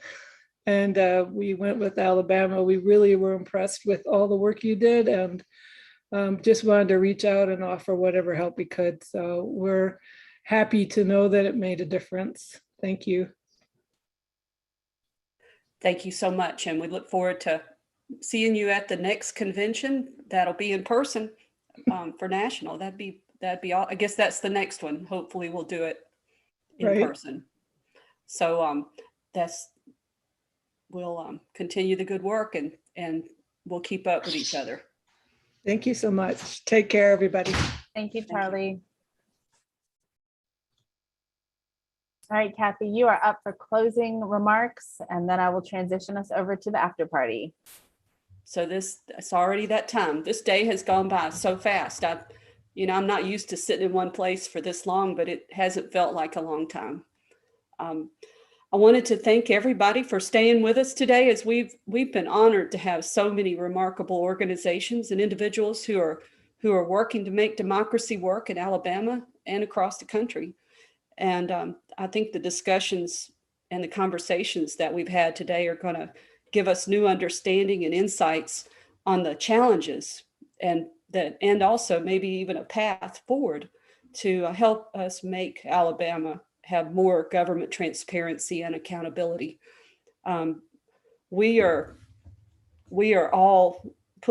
league is committed to the fact that transparency and open records is foundational to democracy. This is not just something that is between government agencies and the press. This is, as Tish had mentioned, it's about the people. And we have a league advocacy team that is working year-round to plan for advocacy for getting ready for the next legislative session. So today's panel discussions and the discussions with Kyle are really helping us develop our plans and a path forward to help bring all these parties together to push for actual change in 2022. At least that's our goal. We realize this is a long-term game and we won't accomplish everything in the first year, but we consider that this is part of our challenge, and this is why we're here. In closing, I wanted to mention also that today is an important day. July 17th, 2021 has been 1 year since we lost Representative John Lewis. And he was an American statesman and civil rights activist. And today the National League has sent out a call to all of our state and local leagues and the members to push for the passage of S1 for the People Act, the John Lewis Voting Rights Advancement Act, and push for DC statehood. The league is participating in several of the Good Trouble vigils for democracy tonight. There are about 3 of them that I know of, which is in Huntsville, Birmingham, and Montgomery. But in the meantime, if everyone would take the time over the next week to call your senators to push them to do the right thing and to pass S1 and also pass the Voting Rights Advancement Act. And so I'm hoping to see you guys tonight. I know here in Huntsville, we've got an event. And if you're able to, you ought to go out and make your voices heard, because that's what we've been talking about. We've all got to push and continue to push and make sure people know that what we support. And that's I guess that I'm going to hand it over to Stephanie and let her continue on with the party. Thank you very much, Kathy. And thank you to everybody who joined us today. We had fantastic speakers, panelists, presenters, award winners, and especially I think we got up to 75 participants today. Thank you to everybody who joined us. We hope that you learned more and will carry it forward to be stronger advocates for transparency in government in Alabama. A special thank you again from me to the team who worked for months to pull this event together. And if you haven't had quite enough, we invite you to stay on for the after party. Kim White will be your host for trivia. There will be prizes and there will be fun. We'll give those of you who are leaving us a few minutes to exit, and then trivia will begin. Thank you all. It has really been a blast. Great work. Good work, Stephanie, and the rest of the team. This has been wonderful.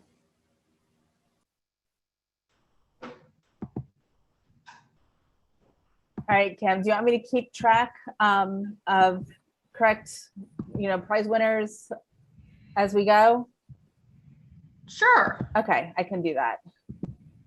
Just let me get out of the full screen here on my end and pull up my spreadsheet. Exit full screen. Okay. Could I wanted to mention where everybody would hear that we have got this video is being broadcast to our State League YouTube channel right now. And we've also posted a link on the Facebook, so LWVAL Facebook. So if folks want to go out and share that would be wonderful. Sorry to interrupt. Okay, so if you are a winner, you have to make sure to send us your mailing address so that we can get you your prizes. I'll put the email address that you need to send your prize to in the chat, but it's secretary@lwval.org. And now I will shut up. Hey, thanks for joining me for trivia. I was going to share my PowerPoint, and then I realized on this Chromebook I can't share a PowerPoint and also still see the chat. So we'll just read it. Okay. Okay, so if you win a prize, please send your mailing address to secretary@lwval.org. And then also, the last time we played, we had several people who were in it to win it and won multiple times. And so if you don't mind, once you win a prize, if you'll sit out and give someone else a chance to answer, that'd be great. You can still secretly know in your heart that you knew the answer faster than anyone. But anywho, here we go. So our first question, who was the first woman to serve on the U.S. Supreme Court?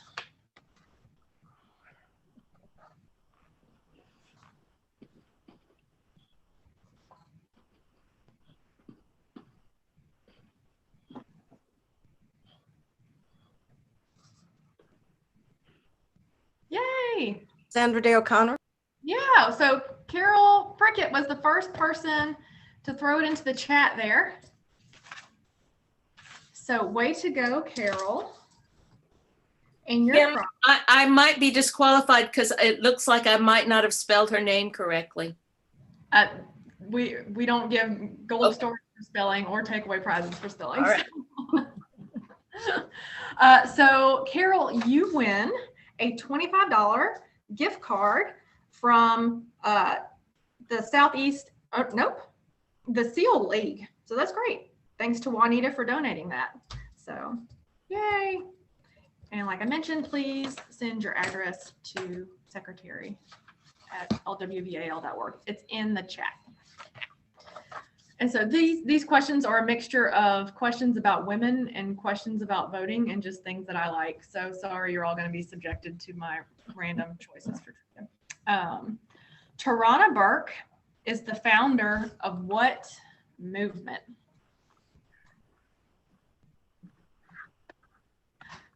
Hey, fast one. Carol Mosley, first one on that one. I got it. Are coming in hot. All right. So y'all knew that was the Me Too movement. Did you know that she's an Auburn University at Montgomery alum? So we have that local connection here. So Carol Mosley, you have also won a $25 gift certificate donated by Juanita at the SEAL League. So congratulations. Yay. All right. Yeah, and Stephanie has put a link there to the Darden restaurants that are on the gift card. So that's exciting. Okay, question number 3. Which amendment to the U.S. Constitution lowered the voting age to 18? Barbara, you barely let me get it out of my mouth.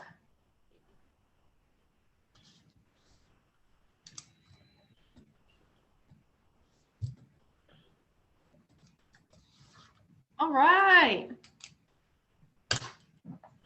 So way to go. We got several people who know this one. So that would have been the 26th Amendment, which was passed in 1971. Oh. Yeah. And so Barbara, you have also won a $25 Darden Restaurants gift card from Juanita and Seal. Okay. Number 4. What